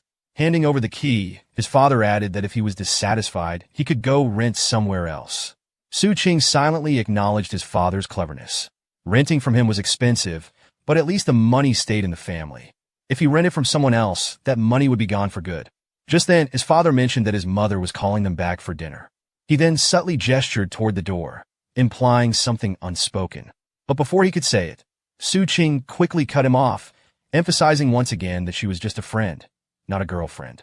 His father scoffed, asking if he really thought he looked like an idiot. Su Qing sighed and relented, saying he still had things to do and would come home when he was free. His father reminded him that he had always warned against young people dating too early, saying it would only cause trouble. He also pointed out that this situation was still better than the last time. Hearing that, Su Qing immediately interrupted, pleading for him to stop bringing up the past. His father simply told him to find a job quickly, saying they could talk again after that. At the door, his father suddenly paused, then turned back with a final piece of advice, telling him to be safe. Su Qing felt helpless, unsure of how to make him believe that she really was just a friend. Then a thought struck him. Calling out to his father, he bent down and pointed at the straw shoes on the ground. His father, puzzled, asked why he was showing them. Su Qing explained that they were antiques from the Tang dynasty and asked how much they might be worth. Given his father's background as an archaeologist, he was the perfect person to ask. But his father, narrowing his eyes, asked for clarification. Exactly which era of Tang dynasty was he talking about? Su Qing casually replied that it was probably from Li Longji's era. Su Qing excitedly pointed at the shoes, asking if they were valuable. His father's expression turned grim. He admitted he had no idea about their worth, but suggested that Su Qing should visit Nanshan Hospital for a mental checkup. As he walked away, he silently wondered if it was too late to have another child. Seeing his father leave so abruptly, Su Qing was confused. His father, on the other hand, was deep in thought. His son was holding a pair of shoes with a Jack logo, and he was being told they were Tang Dynasty antiques. He scoffed internally. Why not claim they were personally sewn by Liu Bei while he was at it? Out loud, he muttered that playing too many computer games made people stupid and advised Su Qing to go out for walks instead. Su Qing sighed, realizing his hopes of striking it rich had completely crumbled. To be fair, these straw shoes could be called pre-Qing artifacts, maybe even from the Khan era, and it wouldn't be wrong. After all, history seemed to be separated from the present by just a thin membrane. Poke through it, and someone might just fall out. Still unwilling to give up, he tried again, urging his father to take a closer look and see if they could pass as antiques. His father's eyes lit up briefly before realization struck. He angrily lectured Su Qing, demanding that he focus on proper work instead of indulging in nonsense. He reminded him of how old Tam constantly bragged about his son being a police officer, while he himself had nothing to say when asked about Su Qing's career. Scratching his head, Su Qing awkwardly defended himself, calling it freelance work.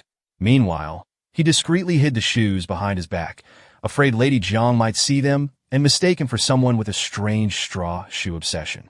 His father, still mumbling about freedom, suddenly turned around and snapped, cursing the very idea. His voice rose as he scolded Su Qing for trying to pass off tattered shoes as antiques.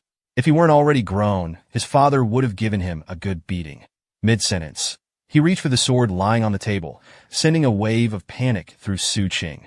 Su Qing knew that if his father took the sword, Lady Jiang would be furious. She carried it with her even while eating. Without thinking, Su Qing lunged forward, trying to grab it first, laughing nervously as he insisted it was just a toy. But his father didn't believe him and tightened his grip, warning him to let go. Refusing to back down, Su Qing held on with both hands, desperately trying to convince his father. However, the old man remained silent, his grip firm, making the situation even more tense. Su Qing finally reached a compromise and agreed to take a look.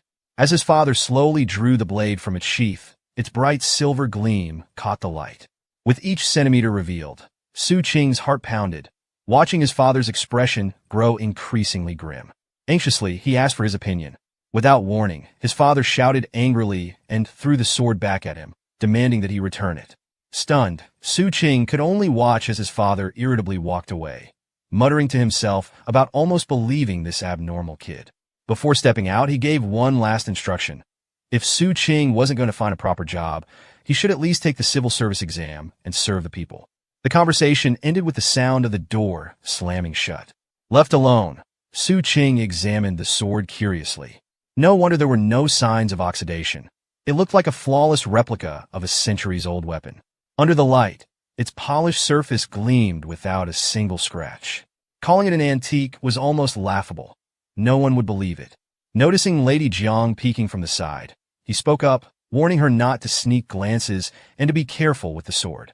He told her not to take it out carelessly. Then, remembering her hesitation earlier, he asked what she had been about to call his father. She admitted she hadn't known how to address him. Su Qing explained that dad and father meant the same thing, and she could just call him uncle. As for his mother, she could refer to her as auntie. After a brief moment of thought, Lady Jiang nodded, saying she understood. Changing the subject, she asked if he still wanted to learn martial arts. The mention of training brought back a memory of someone named Su struggling to hold a horse stance for even 5 minutes. Without hesitation, Su Qing asked if there was a way to quickly become a master or learn a powerful technique? Her answer was simple. There were no shortcuts in martial arts training. Hearing this, Su Qing laughed and rubbed his temples. In a peaceful society, martial arts held little value compared to the outside world. There were no benefits, and any fight would only lead to legal trouble and compensation payments. Enduring hardship now, for an uncertain future, seemed pointless. It felt like an illness. Suddenly, he sat up straight, shifting the conversation to something he excelled at. Enthusiastically, he suggested playing games instead, pushing training aside for later. Learning to survive was a process, just like how children started with simple games, building blocks, puzzles, or video games. There was no difference. Lady Jiang sat properly in front of the computer screen, while Su Qing stood beside her, guiding her step by step. He instructed her where to click and reassured her when she hesitated. After some time, she started to grasp the basics and realized what she was playing. Curious, she asked how people made money through gaming. Su Qing explained that once she mastered it, she could farm for others. Confused, she asked who she would be farming for and why. He paused, considering the best way to explain it. If she didn't understand, she might lose motivation or even suspect he was tricking her. He explained that this was just a form of entertainment, something to pass the time when you're full and have nothing else to do, kind of like playing a game. With so many people playing, tens or even hundreds of thousands, there would always be some who didn't have the time to play themselves. Not everyone was as free as they were, and for those who couldn't play, they'd pay others to farm for them. Lady Jiang was stunned, unable to believe it. People were paying others to play games for them? Su Qing confirmed, saying that after spending money to buy the game, they wanted someone else to spend the time playing it for them. It was like helping landlords raise crickets. They'd raise them until they were big enough to play. He compared it to a girl addicted to games, which was far better than pretending to be a ghost to scare people at night. As for the future, Boy said the first step was to learn how to survive, and only after that could one think about the future. Meanwhile, the fat cat Melon, completely the opposite of its owner, had no such worries. It stretched lazily and settled in for a nap. The scene shifted to a warm family of three, where the cat waddled over to rub against Su Qing's legs. He gently pushed it away, telling it to go play elsewhere. Rejected, the cat turned toward Lady Jiang, who was focused on the game. It swayed its body before jumping onto the table, then nestled comfortably in her lap. Seeing this, Lady Jiang smiled slightly, remarking on how strange the cat was. As night fell, the police station was still busy. Officers worked diligently at their desks when one spoke up, asking if anyone was hungry and suggesting they order food together. Most agreed, but one young officer turned down the offer. He said he wasn't hungry. As the others made their food plans, Qin Hao, who was observing outside, thought to himself that the day had been unusually idle. At this, the officers suddenly turned to look at him. He noticed their attention and asked, confused, why they were staring. One officer replied, warning him not to speak like that saying things like, today is really idle, was a bad omen. Qin Hao scratched his head, not understanding what had just happened, while the others sighed, shaking their heads in resignation. They quickly stopped ordering food and returned to their desks, realizing they'd have to work overtime. Two officers walked out of the building, and the older one advised Qin Hao never to say things like that in the future. Hao, still confused, asked why. The older officer explained that this was mysticism. It couldn't be explained clearly, but if someone said it, the day would definitely turn busy and chaotic. Qin Hao wondered to himself if this was the flag planting Qing Zi had mentioned. When they arrived at their destination, the young officer looked up at the building in front of them. It was an apartment complex on the 6th floor. As they approached, they noticed a drunk man slumped by the wall, clutching a bottle tightly in his hand, though he had already passed out. The police officer called out, questioning why someone was lying there. Qin Hao observed the scene, instantly recognizing it as a big case. The man, awakened by the flashlight, stumbled up like an owl and complained about the officer's late arrival, demanding that the woman inside open the door. As soon as he spoke, Qin Hao had to cover his nose. The overpowering smell of alcohol hit him instantly. Remaining calm, the police officer knocked on the door, informing the occupants that they had received a report of someone causing trouble. A woman poked her head out, denying that she had made the report, suggesting it must have been the neighbor since the noise had been loud. The drunk man, seeing the door open, immediately erupted into insults, yelling that he was the one who called the police. He berated the woman for locking him out and demanded an explanation. The officer asked if he was her husband, to which she sighed and confirmed, apologizing. She explained that she had refused to let him in because he had been drinking too much, despite having warned him before. She promised to discipline him right away. The man, unfazed, jabbed a finger at her and scoffed, mocking the idea that she could discipline him. He ranted about how having a few drinks wasn't a crime and threatened to teach her a lesson instead. Seeing his aggressive stance, the police officer calmly took out his handcuffs, warning that if he didn't cooperate, they could take him to the station to sober up. The sight of the cuffs made the man tremble instantly. Panicking, he assured them there was no need, repeatedly insisting that he was already sober. Chin Hao, standing behind, smirked slightly, another case solved. But before he could feel too accomplished, the officer's walkie-talkie crackled with an urgent alarm about a situation in area. Turning to Chin Hao, the old officer gave him a look that silently blamed him for jinxing the peace. Meanwhile, Su Qing was fast asleep when a series of strange noises woke him up. Groggy, he scratched his head in confusion and wondered what was going on. As he opened his door to check, he noticed a dark figure moving in the living room. His first thought was that the female warrior was playing ghost tricks again in the middle of the night. Pushing the door open, he called out, asking if she was heading out again. But as the lights flicked on, his expression froze. The figure wasn't Lady Jiang, but an unfamiliar intruder sneaking around. Shock hit him instantly.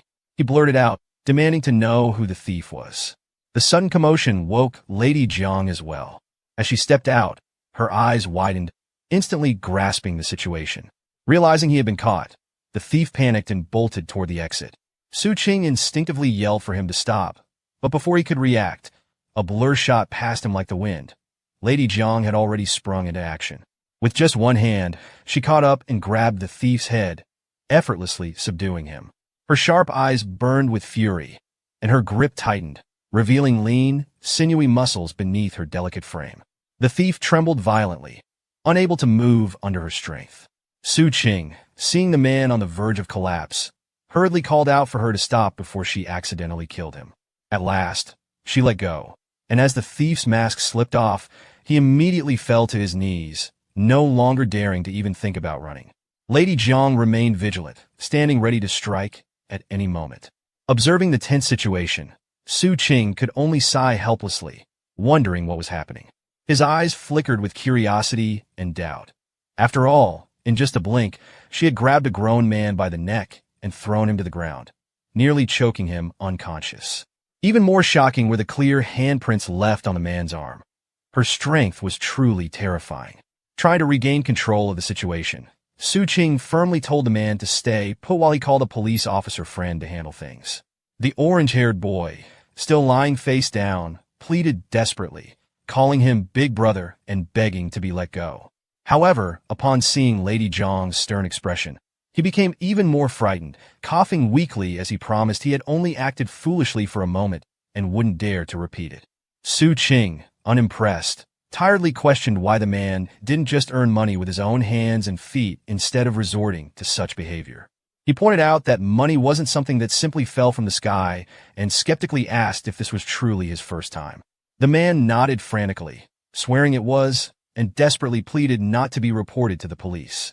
Su Qing could only sigh again. If this guy ever tried something like this again, he'd better have the skills to back it up.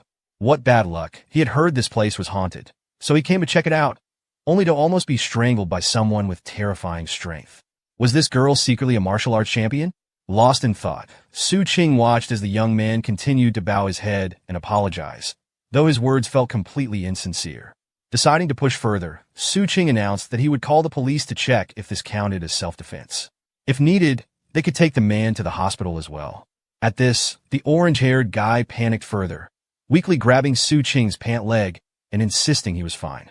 He swore that his injuries were from accidentally falling and had nothing to do with either Su Qing or Lady Jiang.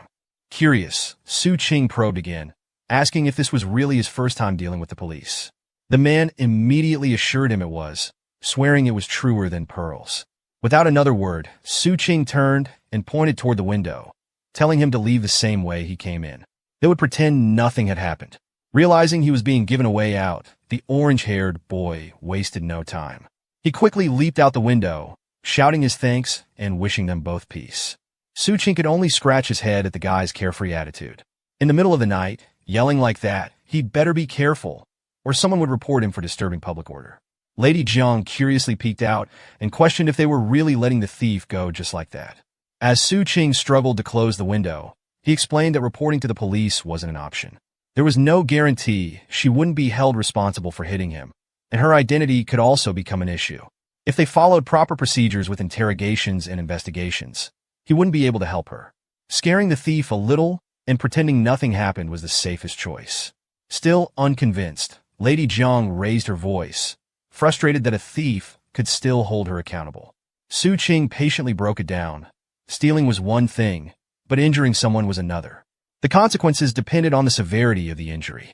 Before he could continue, he suddenly noticed she was still fully dressed and immediately asked if she was planning to sneak out again. Lady Jiang casually responded that she was used to sleeping in that outfit. She had only gotten up because she heard noises outside and wanted to check. Su Qing signaled his understanding, teasing that not everyone was like her, wandering around at night like an owl. He reassured her not to overthink and go back to sleep, adding that he'd call someone to fix the broken window in the morning. Before leaving, he turned off the lights and wished her good night. Lady Jiang firmly responded, her voice clear in the darkness. The scene shifted to a bright, sunny morning. Su Qing, ever the picture of elegance, brushed his teeth and washed his face, welcoming the new day with practiced ease. With a towel in hand, he wiped his face as he stepped out, just in time to run into Jiang He. She walked by, casually tying her hair, her movements effortlessly revealing her well-defined curves. Su Qing didn't miss the detail. With a knowing smile, he remarked that she had been hiding in the training room again, practicing alone in the early hours. Jiang He, unfazed, pulled off her hair tie, letting her long hair fall back as she simply responded with a nonchalant hum. Su Qing, clearly intrigued, pressed further. Next time, could she leave the door open? He wouldn't mind watching how she trained. To his surprise, Jiang He agreed without hesitation.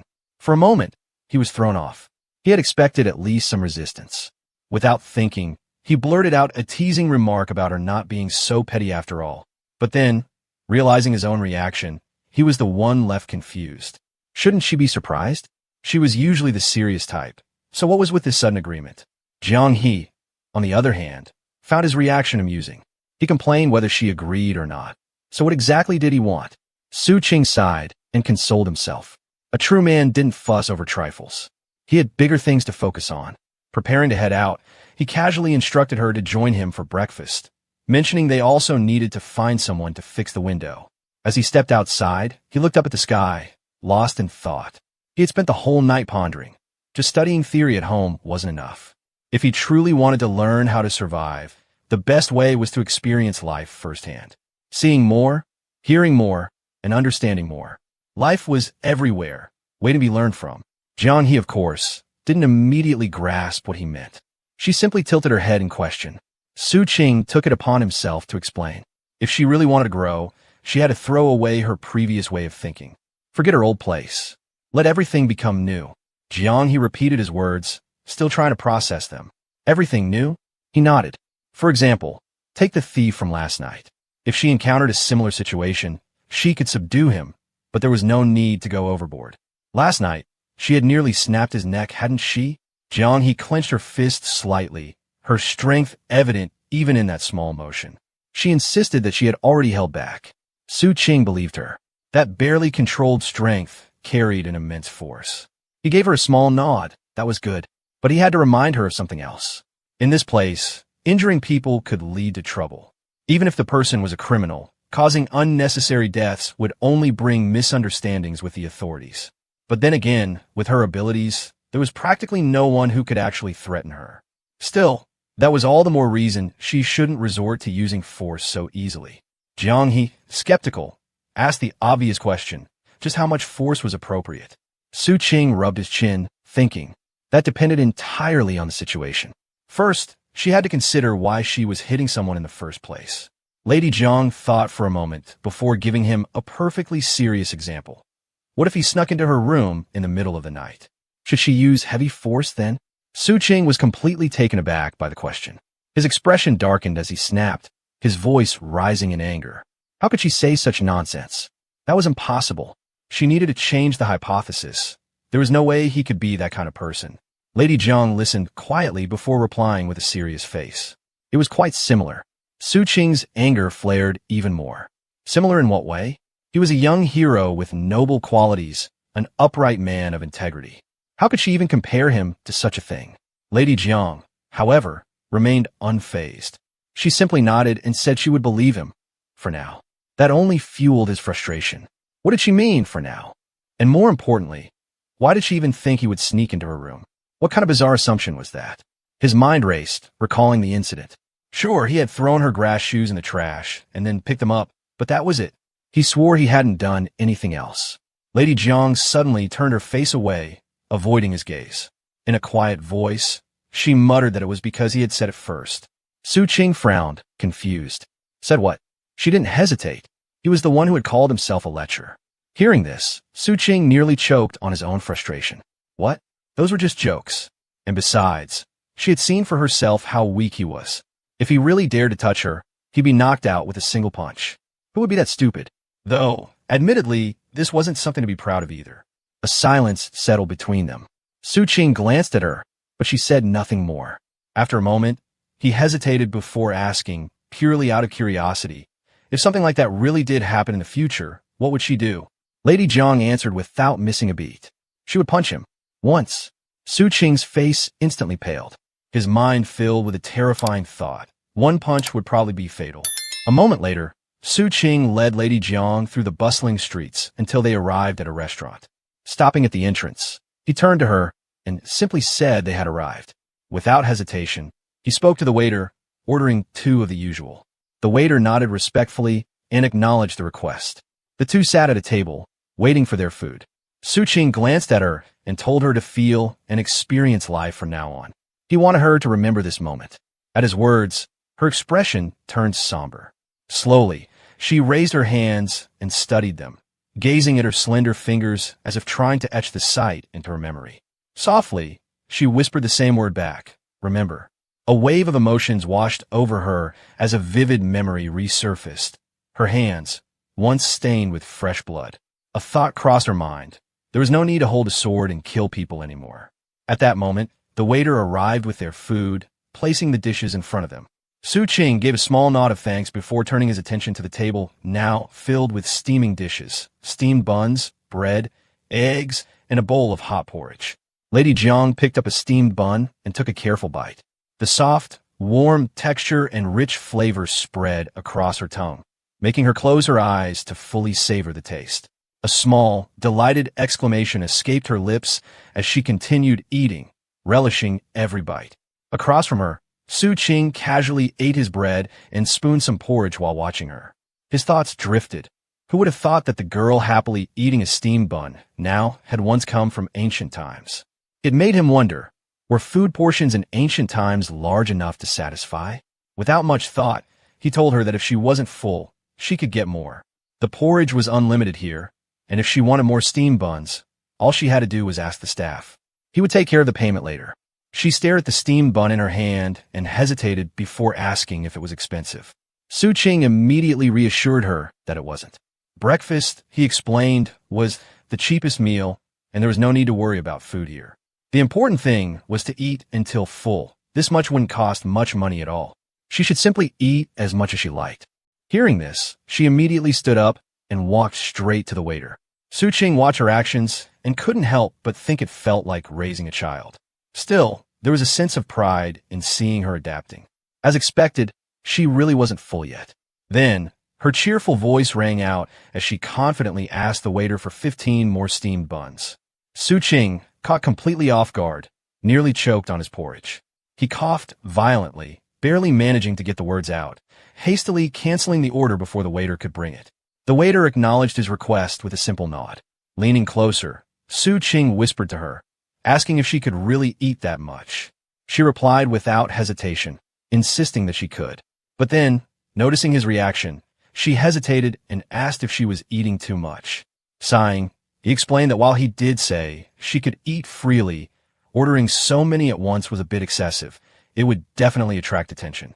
When they were outside, it was best to stick to normal portions. If she still wanted to eat more, they could buy some to take home, and she could enjoy as many as she wanted later. She nodded in understanding, then lifted her bowl of porridge and took a small sip. Without looking up, she casually stated that she would pay him back once she earned money for playing games. Su Qing chuckled at her confidence, replying with amusement that he would be waiting for her, his very own female hero. After finishing their meal, Su Qing went to pay the bill while the restaurant owner quickly calculated the total. With a polite nod, the owner thanked him and invited them to come again. With a bag full of freshly bought steamed buns, Su Qing and Lady Jiang made their way back. As they walked, something caught Su Qing's eye, a self-service hot pot restaurant. He casually remarked that someday he would take her to eat at a buffet. Lady Jiang, unfamiliar with the term, asked what that was. Without hesitation, Su Qing explained that a buffet was a place where one paid a fixed price and could eat as much as they wanted. He compared it to the porridge bowl they had just finished, except it wasn't just porridge. There were vegetables, meats, and all sorts of dishes. Once she saw it for herself, she would understand. Hearing this, Lady Jiang's eyes widened in surprise. Was such a thing even possible? She found it hard to believe. Wasn't that just like a relief organization feeding the hungry? Su Qing immediately shook his head. No, it wasn't charity. It was simply a business model. Holding up the bag of steamed buns in front of her, he continued explaining. Most people in this world were intellectual workers, like emperors in ancient times. They sat all day handling various affairs, requiring little physical exertion. Because of that, they ate much less. If someone walked into a restaurant and ate 15 or 20 steamed buns in one sitting, they would surely draw attention. To help her blend in and hide her origins, they had to be more modest about how much they ate. Lady Jiang didn't argue. Instead, she quickly grabbed a steamed bun from the bag and took a bite while continuing to listen. Su Qing went on, explaining that because people here didn't eat much, some business-minded individuals opened buffet restaurants. Customers paid a fixed amount and ate freely, but since most couldn't consume large quantities, the restaurant still made a profit.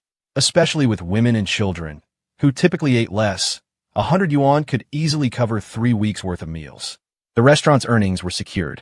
Lady Jiang thought for a moment before nodding. If some people ate more than average, she reasoned, it wasn't a problem. The losses could be covered by those who ate less. Su Qing grinned.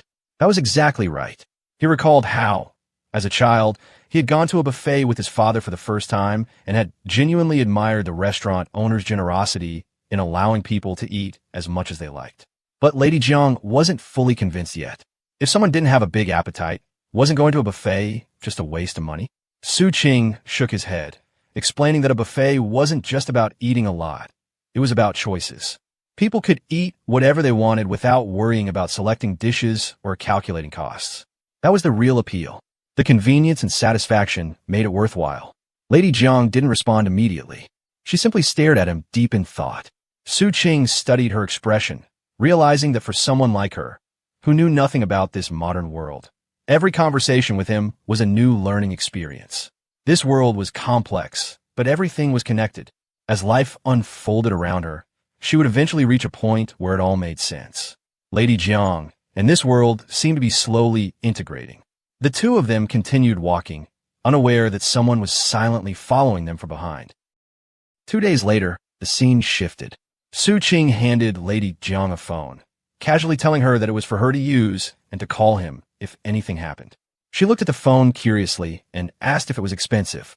With a small smile, he waved it off, saying it wasn't, just a simple gift. But in his head, he knew the truth. It was just a secondary SIM, and the Android phone, worth over 1,000 yuan, was perfect for her to use. Jiang's face lit up with joy as she admired the phone, happily thanking him with a bright expression. Seeing her like that, Su Qing couldn't help but feel a little flustered, his ears turning red as he quickly told her there was no need to be so formal. To change the subject, he told her to try it out by learning how to call him. She eagerly nodded, saying she would. Watching her, Su Qing placed a hand on his forehead, thinking that it was done. With Jiang's intelligence, she'd probably figure it out soon. But then his thoughts suddenly stopped. His joy faded into a strange worry as a weird realization hit him. Why did he feel like an NPC in a game? Shaking his head, he pushed the thought aside. No point overthinking it. It was convenient for him too if she learned quickly. Grabbing his jacket, he told her he'd be going out for a while, so she shouldn't wait for him to have dinner. She simply nodded, saying okay. He added that he might be back late, and if she didn't feel like gaming, she could watch card game videos or just explore the phone. But deep down, he had another thought. At first, he had worried she wouldn't be interested in gaming, but the moment she realized she could make money from it, she had turned into a full-fledged net addict. Now, He was slightly concerned she might get too obsessed. Jiang, meanwhile, glanced at the computer screen, frowning as she asked if making little characters run back and forth on the screen could really be considered a job. Without hesitation, Su Qing confirmed that it was. He casually mentioned that playing after work hours would be considered overtime, but since she was just an intern right now, there was no overtime pay. Then, as if remembering something, he added that he had left food on the table, told her to call him if anything happened, and reminded her to eat dinner first. With that, he turned to leave. Jiang simply nodded and told him to be careful on his way. Moments later, he stepped outside, got into the waiting taxi, and let out a breath. Sitting back in the seat, his thoughts drifted. He realized he hadn't been home since the day he found that incense stick. Before long, the car arrived at its destination. Su Qing stepped out, walked to the door, and pushed it open, calling out that he was home. Silence. The living room was empty. No response. Then, after a moment, his father emerged from another room, holding some documents. Without looking up, the old man casually acknowledged his return. Su Qing immediately asked about his mother, to which his father replied that she was still out playing mahjong and hadn't come back yet. Clicking his tongue, Su Qing hung his jacket on the rack and asked why he hadn't called her to come home yet. His father sighed, muttering that just mentioning it made him feel a little hungry and that Su Qing should go ahead and call her. Then, as if just realizing something, he looked up and asked if Su Qing had come back alone or if his girlfriend was with him. Su Qing nearly choked at the mention of a girlfriend. He quickly turned his face away, awkwardly correcting him that they were just normal friends and she was only staying over for a while. But his father wasn't buying it. Pushing up his glasses, he shot Su Qing a knowing look, saying that young people always thought they could fool their elders. If it were guys staying over, would he have let them? Without missing a beat, Su Qing countered that Qin Hao had stayed over before. The old man immediately scoffed, saying that didn't count. If Qin Hao had been a girl, she would have become his girlfriend long ago. That particular thought made Su Qing's stomach churn in discomfort. Enough with the nonsense. Sensing that his son was done with the conversation, his father dropped the topic and told him to hurry up and call his mother. Letting out a tired sigh, Su Qing grabbed his phone, muttering an okay before dialing her number. As the call rang, another thought crossed his mind. His mother always dropped everything when she was playing mahjong. How his father had managed to stay happy for decades despite this was beyond him. Su Qing stared at his phone, speechless. His father, too, didn't say anything. And just like that, the two of them sat in complete silence. As Su Qing looked at the bill in his hand, he turned to his father and casually mentioned that their house had been visited by a thief a few days ago. He explained that he had to fix the window and even installed some anti-theft devices, so it was only fair that his father reimbursed him. His father, taken aback, asked in surprise what there was to steal in their house. Annoyed, Su Qing crumpled the bill in his hand and shot back that a computer was worth money, wasn't it? His father reached out, took the crumpled bill, and muttered as he read it, wondering how a thief could even steal that thing since Su Qing always slept hugging his computer like it was his wife. Then, after a pause, he cleared his throat and asked if Su Qing was hurt.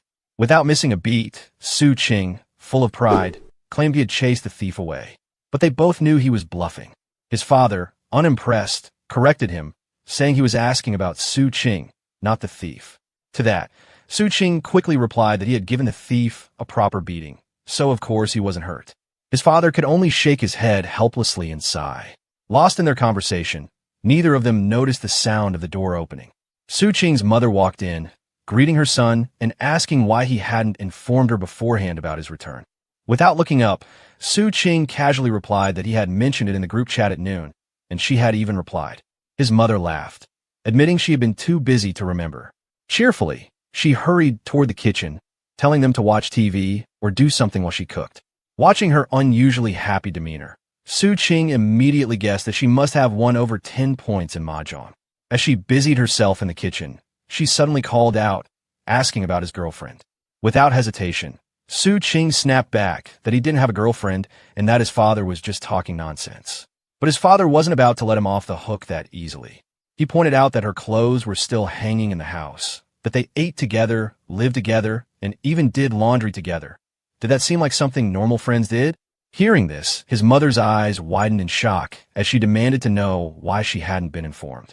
His father, ever the instigator, calmly replied that they were waiting for Su Qing to explain everything himself. Growing increasingly frustrated, Su Qing groaned that they were exaggerating things too much. At dinner time, as his mother set the food on the table, she smiled warmly and asked if he had any photos of this so-called friend. She suddenly remembered that she had planned to check on the girl earlier, but his father had stopped her, reminding her that it wasn't appropriate to just barge in without understanding the situation first. Su Qing, unwilling to prolong this nonsense, dismissively said that she was just a regular person with 2 eyes and a nose. Nothing special to see. But deep down, he knew there was no escape. His mother wouldn't let him off without proof. Resigned, he pulled out his phone and started searching for a photo. The moment his mother saw him doing this, she perked up, her excitement barely contained. Holding up a picture of Jiang He, Su Qing firmly stated that she was a friend, not a girlfriend. But the moment his mother laid eyes on the photo, she gasped, declaring the girl was stunning. Taking the phone from his hand, she examined the image closely, immediately recognizing that the photo was taken on Lanjiang Bridge. Swiping through more pictures, she couldn't stop gushing over how beautiful the girl looked. Su Qing could only stare in disbelief as his mother continued to praise Jiang He's appearance. She then pointed out how suspicious it was that he had taken so many photos of a mere friend. Frustrated, Su Qing quickly snatched his phone back, warning his mother not to overthink things. He had shown her the photos, and now she needed to give a rest. But as he did, he couldn't help but think to himself. This was his treasure, not some exhibit to be examined and rated like she was already a daughter-in-law. Meanwhile, his mother had already formed her own conclusions. Whether sitting or walking, her son always seemed to snap a few pictures of this girl. Even if they weren't together yet, there was no doubt that he had feelings for her. And the fact that she was staying at his place? Well, that only fueled her imagination further. She could already picture the 2 young ones sneaking glances at each other, shy and bashful, their eyes sparkling with hidden emotions. Snapping back to reality, she cleared her throat and asked how old the girl was. 18, maybe? What did she study? Su Qing, still irritated, immediately responded that she didn't go to school. His mother's jaw nearly dropped as she repeated his words in shock. Such a beautiful girl, and she wasn't studying? Sitting across from her, Su Qing nonchalantly picked up some food and stated that being pretty had nothing to do with studying. This wasn't a damn beauty pageant. Her family was poor and couldn't afford schooling. It was as simple as that. At this, his father finally chimed in, questioning whether someone had to be particularly talented to catch their son's attention. After all, Su Qing spent his days cooped up at home, clinging to his computer, and didn't even have a real job. Hearing this, his mother sighed dramatically, resting her chin on her hand as she lamented what a shame it was for such a young girl. At this point, Su Qing had had enough. He slammed his chopsticks down and cut in before his father could continue, making it clear that even if they wanted to nag him, he wasn't going to sit there and take it. Su Qing's mother asked again, her voice laced with curiosity. How did they meet? That girl wasn't from Jiangchang, was she? Su Qing heard the question, but said nothing. Instead, he raised a hand, stopping them in their tracks, telling them they should worry about his matters instead. Inwardly, he scoffed. Lady Jiang didn't even know how to survive in this world properly, and yet someone was already concerned about matchmaking. This really shouldn't be. A moment later, he stood at the door, ready to leave. Before stepping out, he turned back to his parents, casually reminding them to sleep early and then throwing in a warning for his mother. She should stop playing mahjong every day and leaving his father to starve. His father immediately spoke up, exposing her without hesitation, saying it was harder for her to give up mahjong than for Su Qing to stop hiding at home. He barely finished speaking before his wife smacked him on the shoulder, scolding him for talking nonsense. Just as Su Qing was about to step out, his mother suddenly seemed to remember something and stopped him. She had heard a rumor. His place was haunted. There were whispers of a girl crying at midnight, something about a red-clothed ghost. Was everything okay over there? Su Qing raised an eyebrow at the absurdity, then casually gave a thumbs up, confirming that, yes, he had heard it too. His mother gasped, covering her mouth in shock. He leaned on the doorframe and added that, considering the circumstances, his father's rent should be halved. After all, he was living in a haunted house. Otherwise, he might just move out. His father, upon hearing this, immediately shouted at him to stop talking nonsense. But Su Qing wasn't done. He casually mentioned that a few days ago, he had even seen a shaman come by to perform some rituals. He had witnessed it with his own eyes. His father trembled with anger, but before he could argue, his mother turned to him, shaking her head. Ghosts or no ghosts, she muttered, Having a girlfriend would still be more expensive. His father adjusted his glasses and pointed out that Su Qing had said she wasn't his girlfriend. Without missing a beat, Su Qing immediately shot back, declaring that she was his girlfriend. Outside, the sky had darkened, and a crescent moon hung high, surrounded by scattered stars. Meanwhile, inside the house, Jiang was in the room when she suddenly heard a creaking sound that startled her. A moment later, Su Qing opened the door and walked in, casually announcing his return. His gaze fell on her and the sword she was gripping tightly in her hand. He raised an eyebrow, questioning why she was still holding it. Had she just finished practicing? Jiang stood with her back to him, gripping the sword even tighter, lips pressed together in silence. Then, without answering, she turned and walked away, saying she was going to take a shower and that he should just stay put. She quickly went to her room, grabbed her clothes, and headed towards the bathroom, keeping her head down the entire time, as if avoiding eye contact with him. Just as she was about to step inside, Su Qing stopped her, his voice laced with suspicion. Why was she taking the sword with her to shower? She simply replied that she wanted to bring it. That only deepened his suspicion. Had something happened while he was gone? Had someone broken in? Jiang paused for a moment, then shook her head, saying no. He narrowed his eyes, pointing at himself. Then who was she guarding against? Was she guarding against him? Jiang still didn't turn around, only muttering that he was a good person. Then, without another word, she slammed the bathroom door shut. Su Qing felt helpless. Never mind, he told himself. As long as she wasn't guarding against him, it was fine. After all, how could the great hero Su Qing be treated like some kind of wild beast? A moment later, he sat on the sofa, arms crossed, deep in thought. As he sat there, every faint humming sound from the bathroom reached his ears, making his cheeks flush slightly. His mind wandered, picturing Jiang under the shower head. Immediately, he shook his head to rid himself of the thought. He needed to focus. He was a righteous and outstanding hero. He repeated the words to himself like a mantra. Then suddenly, his eyes snapped open as he noticed something odd. His iPad was on. When had he turned it on? Or had he forgotten to turn it off? He leaned back against the sofa, deciding to let it be. He still needed it to edit videos tomorrow anyway. Besides, he had already given that computer to Jiang. Not for gaming, of course, but for work. Just then, Jiang stepped out of the bathroom, drying her hair with a towel, a hairdryer in her other hand. Her damp skin glowed under the soft light, making her look effortlessly beautiful. Su Qing immediately turned his head away, awkwardly avoiding eye contact. Then, as if to cover up his embarrassment, he casually asked if practicing martial arts also had beauty-enhancing effects on the skin. Jiang blinked, confused by the sudden question. Su Qing explained further. She had spent so much time exposed to the sun and wind, yet her skin was still smooth.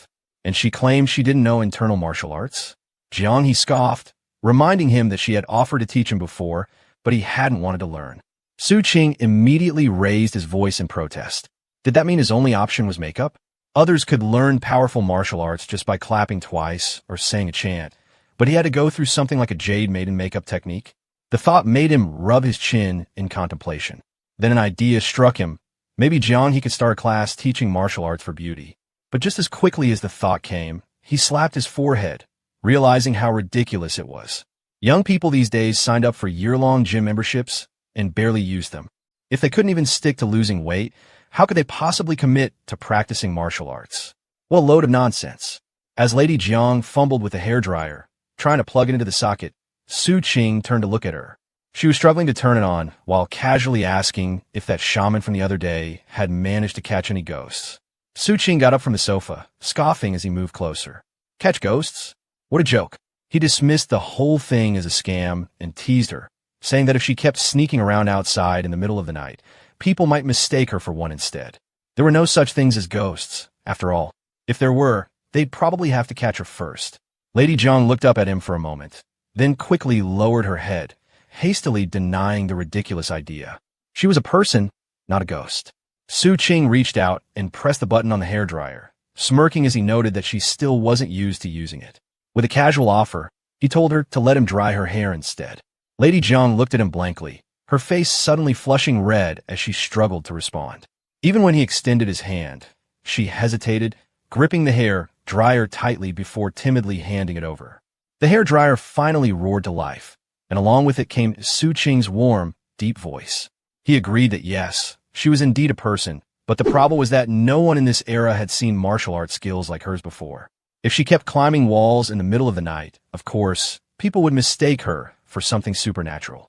He warned her to stop running around like that, unless she wanted to give someone a heart attack. Lady Jiang obediently sat still, letting Su Qing dry her hair. As she listened to his words, curiosity flickered in her eyes, and she asked why people no longer practice martial arts. Su Qing explained it simply: life was good now. People had enough food, comfortable lives, and no reason to bother with martial arts. No matter how strong someone was, it didn't mean much anymore, so over time, those skills just disappeared. He added with a teasing tone that spending all day thinking about fighting and killing was a symptom of madness, and she should be careful not to catch that disease.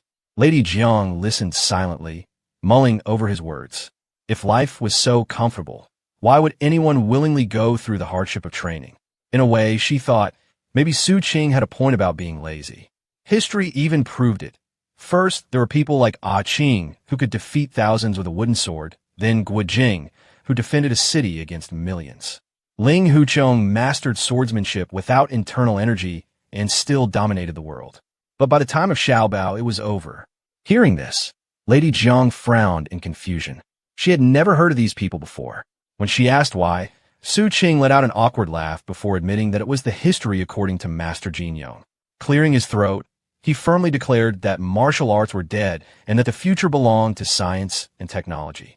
Lady Jiang lowered her head, deep in thought, as Su Qing continued.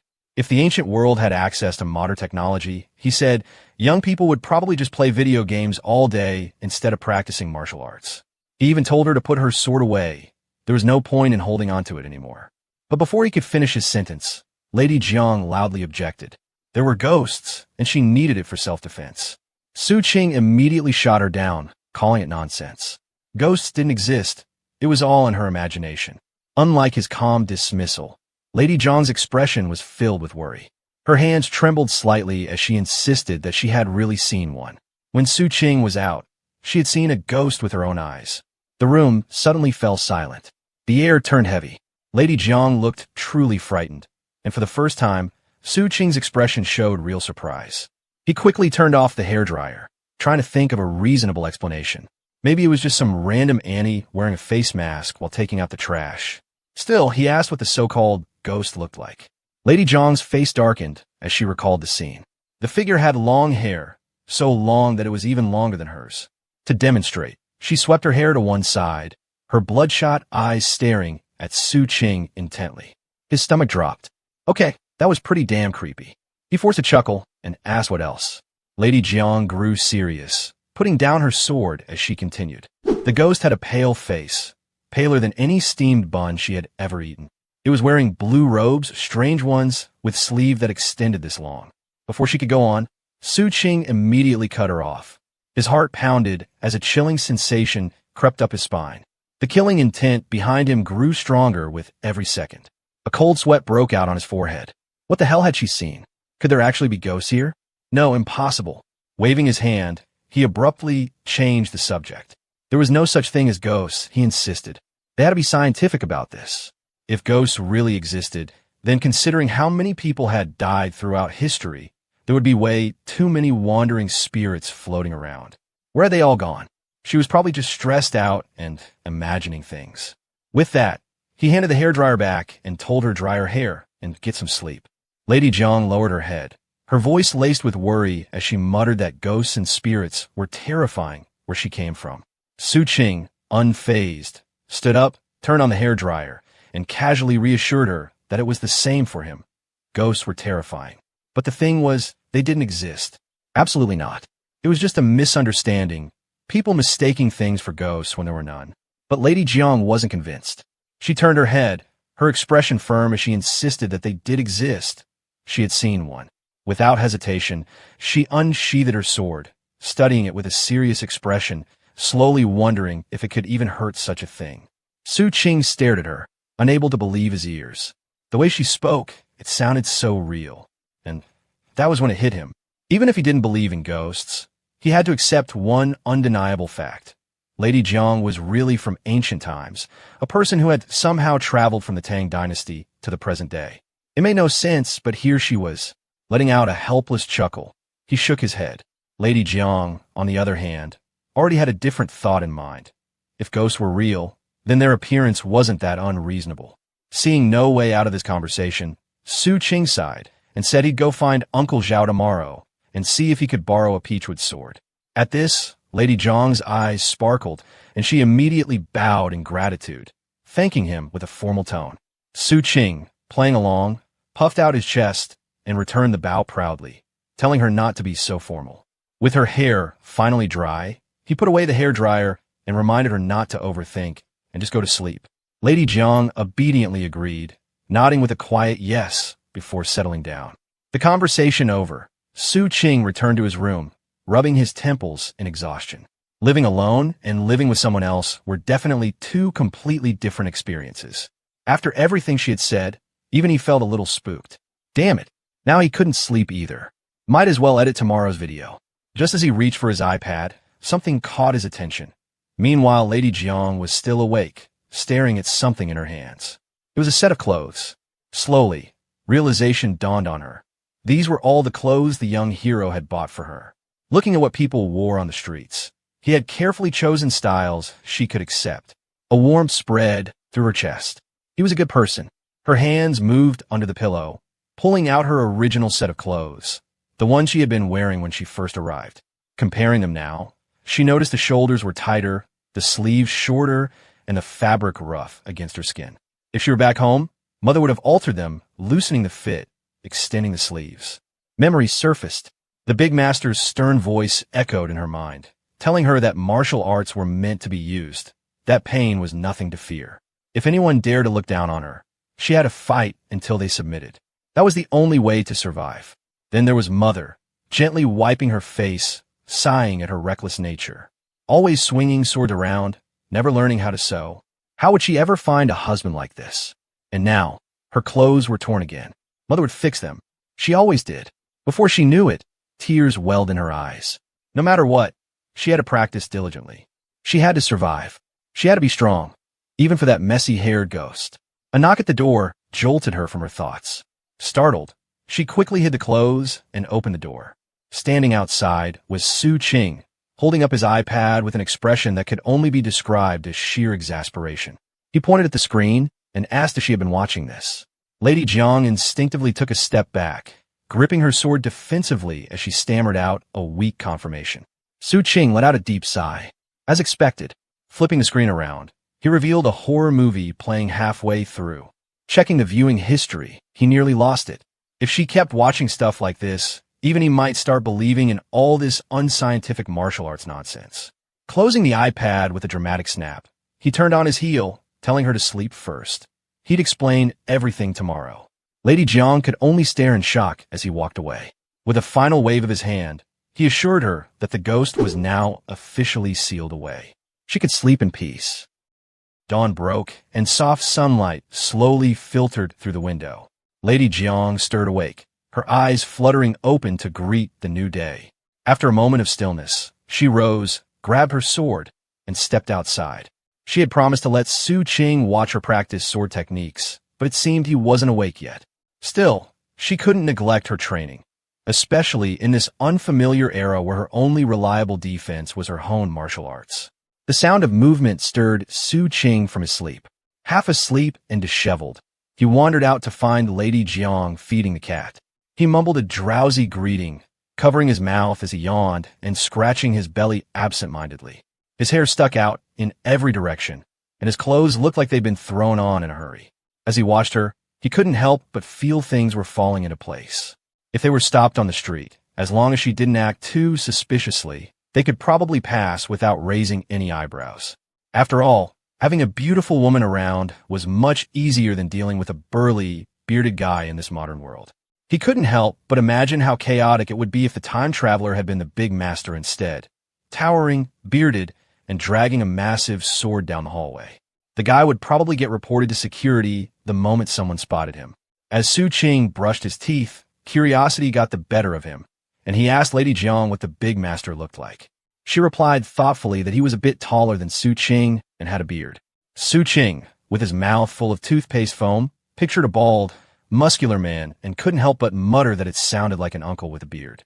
Lady Jiang, in turn, asked why he didn't have one. With a mix of pride and amusement, Su Qing shot back that it was because he was a scholar, not a brute. Lady Jiang looked startled, covering her mouth as she processed this. In her world, even scholars had beards. Su Qing quickly clarified, insisting that he was a normal guy and explaining that they had razors here for shaving. He scratched his head, still waking up, and suggested they go out for breakfast. Lady Jiang hesitated, holding up her phone with a worried expression. Apparently, it wouldn't turn on this morning. She wondered if it was expensive to fix and promised to pay him back. Su Qing didn't even need to look. He knew it was just out of battery. He reassured her he'd charge it later, and she let out a relieved sigh. With that sorted, the two of them left together. Su Qing was using a power bank to charge the phone while casually chatting with the girl beside him. It was the weekend, no work, no gaming. First on the agenda was teaching Lady Jiang how to use the phone. He explained that if he went out, she could use WeChat to send voice messages or call him. Plus, it was essential for managing money, both earning and spending. Lady Jiang seemed to catch on to the phrase, spending money, with curious interest. Smiling, Su Qing pulled up the WeChat app and pointed at the screen, showing her the red envelope feature. It was empty at the moment, so he transferred 100 yuan to her account, explaining that she now had 100 yuan to spend. Lady Jiang hesitated, fumbling with the screen before finally pressing the confirm button. Su Qing, slightly amused, told her to just think of it as a loan she could repay when she got her salary. As they continued walking towards the restaurant, Su Qing couldn't help but think about how rare it was for him to lend money, especially considering that the few people he'd trust enough to lend money to never actually needed it. It felt like a weird first, and he couldn't resist throwing a thumbs up her way, declaring that he had given his first time to her. Lady Jiang looked at him, puzzled, and simply thanked him, calling him a young hero. Meanwhile, across the street, a security guard was humming this steel marching song as he headed home, his face streaked with tears from welding steel the previous night. In one of the apartments, a man stood pensively by the window. The security guard burst through the door, announcing his arrival and complaining about being hungry. His father, pointing to the kitchen, told him there was porridge and bread to eat. As the guard filled his bowl, his father casually mentioned that they'd caught a few thieves last night. Qin Hao, the guard, scoffed at the idea. It was peacetime. Why would anyone bother stealing? He joked that being a beggar probably paid better. But when his father mentioned that it wasn't even the police who caught the thief, but rather that guy Su Qing, Qin Hao nearly choked on his bread. Annoyed, he grumbled that Su Qing should have come to him instead. Slamming his bowl down, Qin Hao fumbled for his phone, muttering about how unfair life was, being a cop and never catching thieves while Su Qing just stayed at home and had one walk into his lap. His father continued nonchalantly, mentioning that Su Qing had recently found a girlfriend and was even living with her. Qin Hao clicked his tongue in mild frustration, admitting that Su Qing had both looks and height, making it ridiculously easy for him to find a girlfriend. But his father wasn't done. Glaring at his son, he pointed out that if Su Qing, despite being busy and handsome, could find someone, then why couldn't Qin Hao? Flustered, Qin Hao tried to justify himself, saying he was focused on his career and didn't have the time for relationships. In his mind, finding someone just to break up later seemed pointless. His father wasn't impressed, grumbling that all his son did was ride his old bike around, chasing petty thieves. Qin Hao, feeling a bit defensive, waved his handcuffs and declared that catching criminals was his priority. When his father asked whether he'd actually caught any, Qin Hao's confidence wavered, and he awkwardly coughed to dodge the question. He muttered that he'd focus on relationships after becoming a criminal investigator. Until then, women were just a distraction. His father remained unimpressed, muttering that he probably just couldn't find a girlfriend at all. Feeling challenged, Qin Hao raised his voice, declaring that he'd one day bring the prettiest woman on the team home just to prove his father wrong. The old man, already fed up, picked up a slipper and threatened to hurl it at his son, cursing his carefree attitude. Qin Hao sat at the table, munching on bread while sipping porridge and listening to music. Suddenly, his phone rang. Irritated, he picked up, only to hear a friend inviting him to a party. He snapped back, saying he was on duty tonight, then hung up. Feeling drained, he headed to his bedroom, reminding his mom to wake him up around 3 or 4 in the afternoon, knowing he'd oversleep otherwise. Meanwhile, Su Qing was unlocking the door while talking on his phone. Hearing about a gathering, He agreed to bring his friend from the countryside if it was just a meal and not a bar night. After hanging up, he casually told Lady Jiang they'd be going out to party. Confused, she asked what a party was. Su Qing briefly explained it was just going out to experience modern life and told her to follow his cues. Lady Jiang then brought up the fake martial arts videos she couldn't understand. Su Qing explained it wasn't about reality, but about excitement, like keeping a cat or watching movies. People needed something beyond survival, like entertainment or stories, to fill their lives. Lady Jiang seemed to grasp the concept, comparing it to storytellers in tea houses. She then wondered why Su Qing kept her around, since helping him didn't earn money. He shrugged, admitting he just wanted to. Lady Jiang blushed slightly, feeling unexpectedly touched. Trying to hide her reaction, she opened the soft drink Su Qing handed her, only for it to spray all over. Su Qing chuckled and helped her clean up, while she silently thought the young hero really was a good person. Night settled in, and stars shimmered quietly across the sky. If everything in life had to serve a purpose, then perhaps the world would lose its charm. As Su Qing and Lady Jiang made their way toward a gathering, he appeared cheerful, explaining that the place might be crowded, but she was free to eat whatever she liked and drink anything she wanted, except alcohol. There was no need to hold back. Su Qing suddenly glanced to the side and noticed their destination. Spotting the sign, he casually pointed it out. Lady Jiang, following his gaze, instinctively gestured at the building, seeking confirmation. Standing beside her, Su Qing reassured her that the experience mattered more than anything. It was all still new to her, after all. They entered the restaurant together. Su Qing led the way, reminding her that tonight's expenses were covered, and she could enjoy as much food as she wanted. While Lady Jiang curiously scanned the surroundings, taking in the unfamiliar atmosphere, Su Qing stayed focused on his phone. The noise inside was overwhelming, and Lady Jiang instinctively covered her ears, visibly uncomfortable. Eventually, the two arrived at a private room. Su Qing stopped and opened the door, revealing a lively scene full of people. The air buzzed with energy. As he stepped inside, the crowd's attention shifted to him.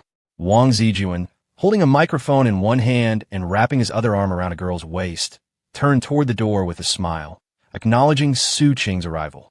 The sight made Lady Jiang frown slightly, while Su Qing remained indifferent, his eyes drifting toward the people engrossed in a card game. He approached them and casually asked if they had started. Wang Zijuan, brimming with enthusiasm, suggested Su Qing sing a song and even offered to pick one for him. Su Qing declined for the moment, wanting to sit down first. He and Lady Jiang found a place to sit, and while she appeared slightly nervous, her posture stiff and her hands clasped tightly on her lap, Su Qing seemed at ease. Noticing her unease, Su Qing reached out and handed her a handful of dried nuts, telling her to eat a little while they waited for the food. The nuts were simple, but with her strength, she could easily crack them open. His tone was relaxed, his body leaning comfortably on his hand. Lady Jiang accepted the nuts and leaned in closer to Su Qing, trying to hear what he'd said, as the noise around them made it difficult to catch his words. Realizing this, Su Qing leaned in as well, pointed at the nuts, and repeated himself. She blushed slightly at the closeness, but obeyed, cracking one open with a clean snap. To her surprise, it opened effortlessly. She tasted it and was pleased. Su Qing, observing her expression, asked if such snacks didn't exist where she came from. She admitted she had never seen them before, but found them quite delicious. Her face lit up with delight as she continued eating. Amused, Su Qing watched her and encouraged her to eat more if she liked it. He then fell in a brief thought. This was a karaoke bar after all. No one was paying them any particular attention. Even if someone noticed Lady Jiang cracking open pine nuts with ease, they'd probably just be surprised by her hand strength and nothing more. Soon after, Su Qing grabbed a wine bottle and lifted it with a grin, inviting Wang Zijuan for a drink. Wang Zijuan, mid-song, gave him a look of mock annoyance, feeling his performance had been interrupted. Still, the atmosphere remained light, and glasses were raised as the group shouted in unison, celebrating with a collective toast. Su Qing and Wang Zijuan emptied their glasses together. All the while, Lady Jiang observed Su Qing with fascination, unable to take her eyes off him. His joyful ease among the crowd made her smile. She glanced at the wine bottle and, with a spark in her eyes, expressed a desire to try it. Su Qing's expression changed the moment he heard her. He gestured firmly, silently reminding her of the importance of staying safe. Alcohol wasn't for her. Not here, not now. Though disappointed, Lady Jiang softly explained that she had drunk before and wouldn't get drunk from just a sip. But Su Qing remained firm, pointing out that the alcohol here was stronger than what she was used to, and even if she didn't get drunk, it still wasn't a good idea. Lady Jiang pouted, a quiet sulk settling over her. She had only wanted a taste, just a little. Her eyes sparkled as she looked at him again, this time with a subtle hint of charm, hoping he'd bend the rules. Faced with her pleading expression, Su Qing sighed and rubbed his forehead in resignation. He could only give in a little. Reluctantly, he allowed her just a small taste, nothing more. Lady Jiang beamed with joy as she watched Su Qing pour wine into a glass. The two of them lifted their glasses with care, taking a slow sip together. Su Qing glanced at her, waiting for her reaction, curious about what she thought of the taste. Lady Jiang closed her eyes, savoring the flavor, and then lowered her head slightly as she muttered a quiet response, saying it wasn't good. Her voice was so soft that Su Qing couldn't make it out. He leaned in, gesturing that he hadn't heard, prompting her to repeat herself. This time, she moved closer and clearly said that it didn't taste good. Their quiet exchange didn't go unnoticed. Wang Zijuan, watching them whispering, grew impatient. With a loud voice, he called them out, complaining about their behavior in front of so many people during broad daylight. Su Qing turned his head, waved him off as if to say it was none of his business, and told him to keep singing. But Wang Zijuan wasn't ready to back down. He walked over with a playful grin and threw an arm around Su Qing's shoulder, pointing at Lady Jiang. Teasingly, he asked if she was Su Qing's girlfriend and why he hadn't introduced her yet. Lady Jiang looked on quietly, a bit shy as the two friends chatted. Su Qing shrugged off Wang Zijuan's arm and replied curtly, saying she was just an ordinary friend from the village. He then gestured toward Wang Zijuan and introduced him to Lady Jiang, calling him a rich friend from Beijing who liked to spend freely. Wang Zijuan, clearly unimpressed with that introduction, scoffed at how casually Su Qing described him. Then, with a mischievous look, he asked if, since they were just friends, he could be friends with her too. That was enough for Su Qing. He immediately told him to forget it and not even think about it. Wang Zijuan, still grinning but a little annoyed, challenged him, asking why not. Was he not as good as Su Qing? Su Qing, arms crossed and confidence radiating from his posture, fired back, asking if Wang Zijuan was as tall or as handsome as him. Not one to be left behind, Wang Zijuan raised a hand and declared that he at least had money.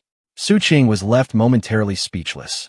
With mock exasperation, Wang Zijuan pushed back from the chair, stood up, and complained about being hungry, asking when they were finally going to start eating.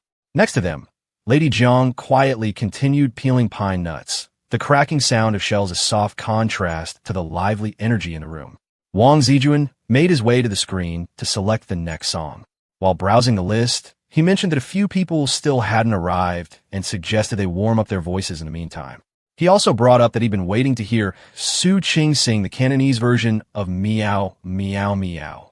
Then, with a grumble, he complained about Qin Hao being on duty again that night, questioning how someone could work so many night shifts. Su Qing, already irritated by his friend's carefree attitude, snapped back. He reminded Wang Zijuan that Qin Hao was serving the people, while idle folks like him were nothing more than social parasites. Lady Jiang, sitting quietly beside them, continued to nibble on pine nuts while glancing at the two as they bickered. The group carried on singing and joking around. The whole place was bursting with energy and laughter. Amidst the noise, Lady Jiang leaned towards Su Qing and quietly asked what exactly people did at such places, saying she found the whole scene too noisy. Su Qing paused at her comment. A karaoke bar wasn't exactly essential for someone like her, but if she truly wanted to understand modern life, then experiences like these were part of it. Exposure to different lifestyles was, after all, a kind of learning. He waved his hand with a smile, explaining that it was basically a celebration, specifically a birthday party for someone's girlfriend. A few extra guests had been invited to make things more lively.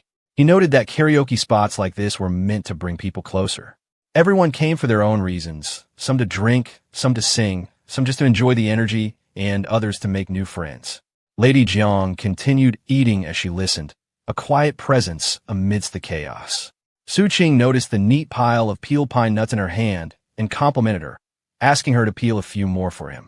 She obliged, passing some to him as the cracking of shells echoed between them. Su Qing accepted them with a pleased grin, thanking her in a playful tone. Then he asked if she could sing. She shook her head. With a proud and teasing air, Su Qing raised his hand and announced that even if she could, he wouldn't let her. After all, it was his turn to sing for her. A group of people suddenly appeared at the entrance, and among them was a man wearing glasses who opened the door with a blank expression.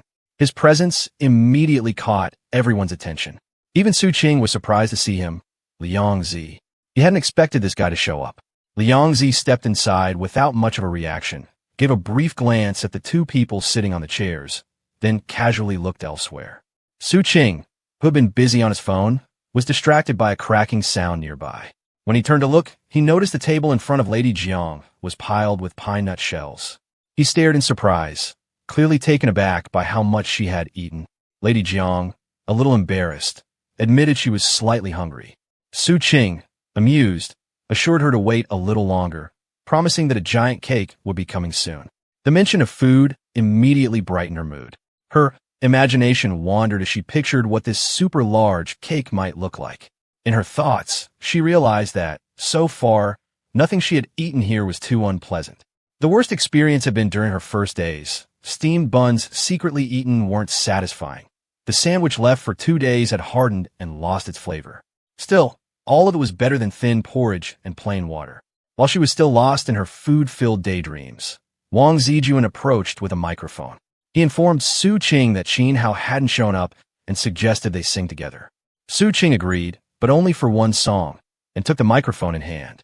Lady Jiang, intrigued by the unfamiliar object, leaned in closely to examine it.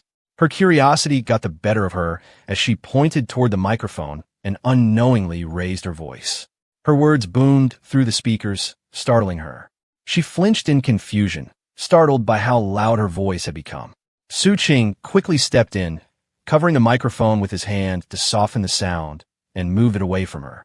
Calmly, he reassured her, explaining that the object was simply a microphone, not anything scary, and promised to explain how it worked later. Relieved, she listened attentively. Meanwhile, Su Qing couldn't help but think that at least now, if she ever heard a loudspeaker on the street, she wouldn't mistake it for someone possessing magical inner strength. His gaze lingered on her innocent, beautiful face, and he found himself blushing at the thought of pinching her cheeks.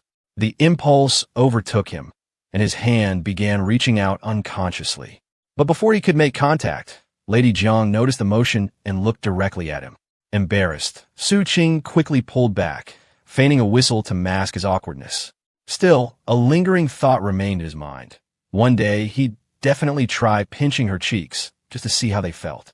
The room's atmosphere shifted to something cheerful as Su Qing and Wang Zijuan began singing together. The karaoke room filled with laughter and chatter.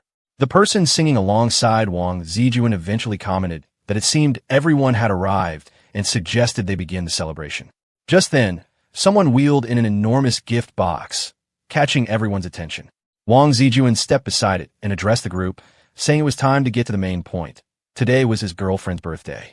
But as he turned to the spot where she was supposed to be, he noticed she was missing. Confused, he looked around, wondering where she had gone. A blonde girl mentioned that the girlfriend had just stepped out, but when asked further, she had no idea where. Su Qing couldn't hide his disdain and found the situation ridiculous.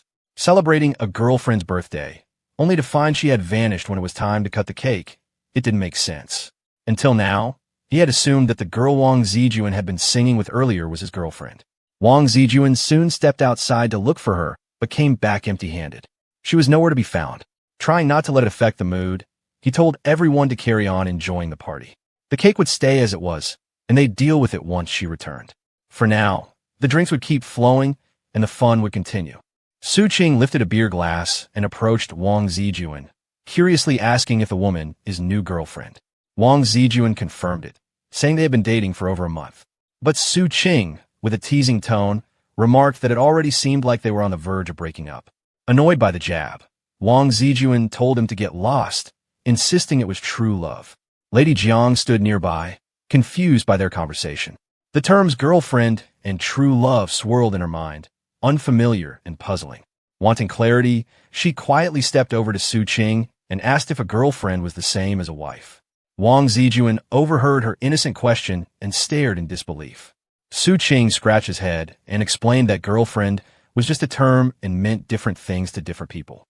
With a slight smile, he added that Wang Zijuan's girlfriend now might very well be someone else's wife in the future.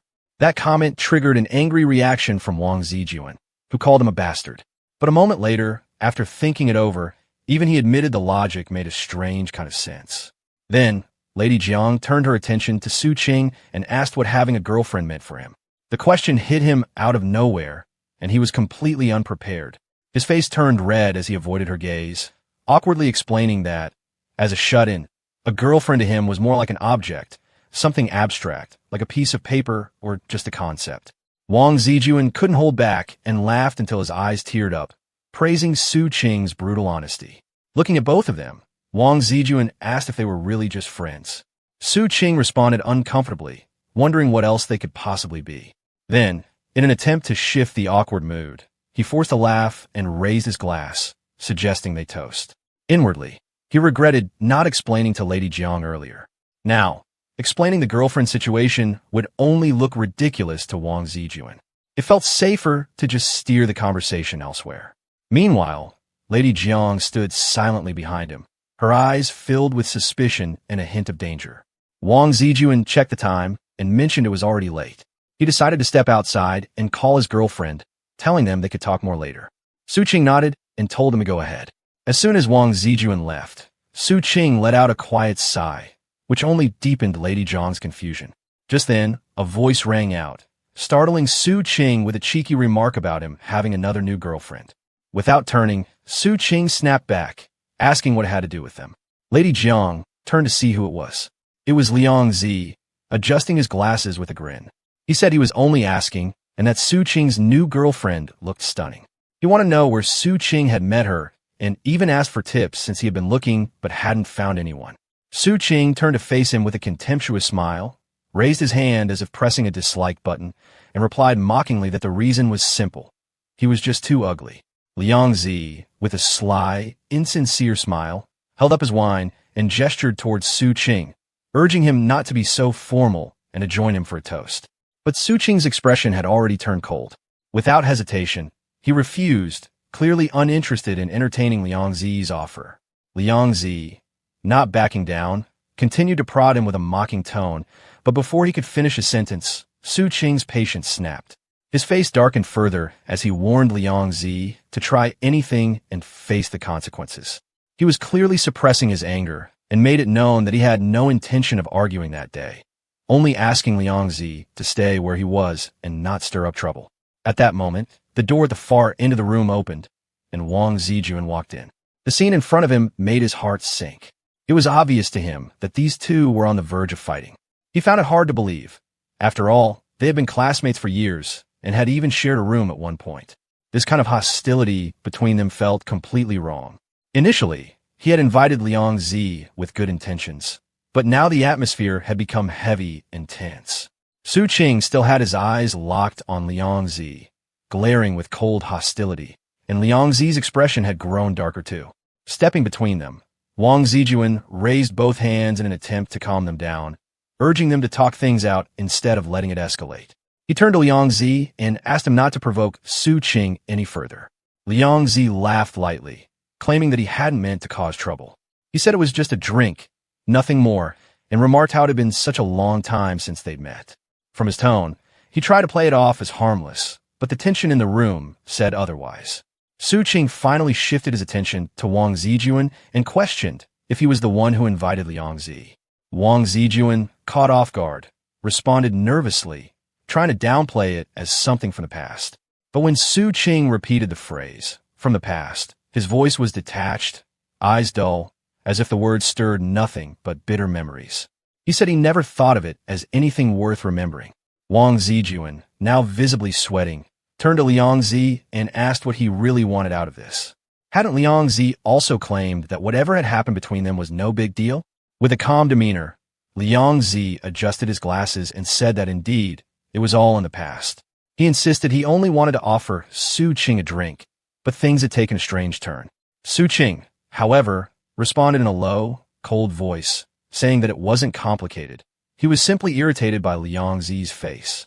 It wasn't about hatred or conflict. It was just that he couldn't stand the sight of him. Liang Zi, refusing to let that slide, quickly fired back with a pointed remark, insinuating there was a reason behind Su Qing's dislike. But before he could finish, Su Qing reminded him, wasn't the last beating enough of a lesson? Nearby, Lady Jiang watched the confrontation unfold with growing concern. She could sense that things might take a violent turn and quietly wondered if the two men were really about to start fighting. The other girls in the room had started whispering among themselves, clearly gossiping about the rising tension between Su Qing and Liang Zi. Only now did Wang Zijuan begin to realize how serious things actually were. Looking back and forth between the two, he asked when they had even gotten into a fight in the first place. He still stood between them, arms raised, tried to defuse the situation. He questioned them both. Why were they acting so immature, like children? Liang Zi remained rooted to the spot, still gripping his wine glass tightly. Wang Zijuan pleaded once more, asking Liang Zi to let it go, for his sake, if not anyone else's. He mentioned that his girlfriend was here to celebrate her birthday, and asked if they could just enjoy the moment. Liang Zi gave a small laugh, brushing off the situation by saying he had only come to share a drink, and somehow it had spiraled out of control. Still unwilling to abandon his original intention, he raised his glass again towards Su Qing and tried one last time to toast and end things peacefully. But Su Qing rejected him firmly, his voice rising in anger as he refused to drink. His outburst startled Lady Jiang, who had been standing nearby. Seeing that Su Qing would not give in, Liang Zi turned to Lady Jiang instead, trying to lighten the mood. With a flattering smile, he lifted his glass toward her, referring to her as sister-in-law and suggesting they toast instead. Lady Jiang, confused by the sudden shift, asked if he really meant her. Still smiling, Liang Zi continued to praise her, commenting that she was truly beautiful. Su Qing, who had been standing nearby, stepped in firmly to defend Lady Jiang. With a cold demeanor, he made it clear that she didn't drink and that she wasn't anyone's sister-in-law, warning others not to stir up unnecessary trouble. Beside him, Lady Jiang finally broke her silence, raising her voice in agreement, clearly stating that she wasn't anyone's sister-in-law. Su Qing seized the moment to quietly remind her not to engage with certain people, especially someone he found completely repulsive. Sensing the tension, Wang Zijuan quickly lowered his head and tried to de-escalate the situation, telling them to stop and urging Su Qing to be mindful of his words. Without delay, he pushed Liang Zi, who seemed to be the source of the friction, away from the group, directing him to return elsewhere. With the disruption managed, Wang Zijuan calmly approached where Su Qing and Lady Jiang were seated. He didn't waste time and immediately brought up the subject on his mind, asking when their conflict had started. Su Qing, casually setting down his wine glass, replied that it was ancient history and admitted that if he had known Liang Zi would be present, he wouldn't have shown up. The man's very presence annoyed him. Wang Zijuan, caught off guard by the depth of their animosity, said that had he known the situation between them was so sour, he wouldn't have made the invitation in the first place. Su Qing took another sip of wine and explained that even though it had been a long time, seeing someone like Liang Zi was still irritating, and to him, Liang Zi was just plain unpleasant. Meanwhile, Lady Jiang quietly nibbled on a slice of watermelon while listening to the conversation unfold between the two men. Eventually, she couldn't help but ask why Liang Zi had referred to her as his sister-in-law. Her tone was shy, and her cheeks flushed a soft red, making her appear even more charming. Su Qing answered right away, claiming that it was simply because Liang Zi was unattractive. Those words were aimed at Liang Zi. His eyes never left Lady Jiang's face, and for a moment, the two shared a gaze that felt oddly close, almost intimate. With a teasing curiosity, Su Qing asked her whether she thought he looked better than Liang Zi. Following his gesture, Lady Jiang glanced over at Liang Zi and quietly agreed that Su Qing was indeed more handsome. Taking things a step further, Su Qing leaned in and asked her if she thought she herself was beautiful. Embarrassed, Lady Jiang blushed deeply and struggled to find a response. With a smug tone, Su Qing declared that the two of them sitting side by side, good-looking and elegant, made a perfect match. A talented man and a beautiful woman, as people might say. It was only natural, he claimed, that fools would mistake them for a couple. This comment made Wang Zijuan, who was sitting beside them, shout in mock protest. He admitted that he, too, had initially assumed they were together. Su Qing coolly brushed him off, remarking that Wang Zijuan's mind was always a bit off. Offended, Wang Zijuan shot back, threatening that maybe they would need to settle things with a fight of their own. Still puzzled, Lady Jiang asked why a good-looking man and a beautiful woman were automatically assumed to be lovers.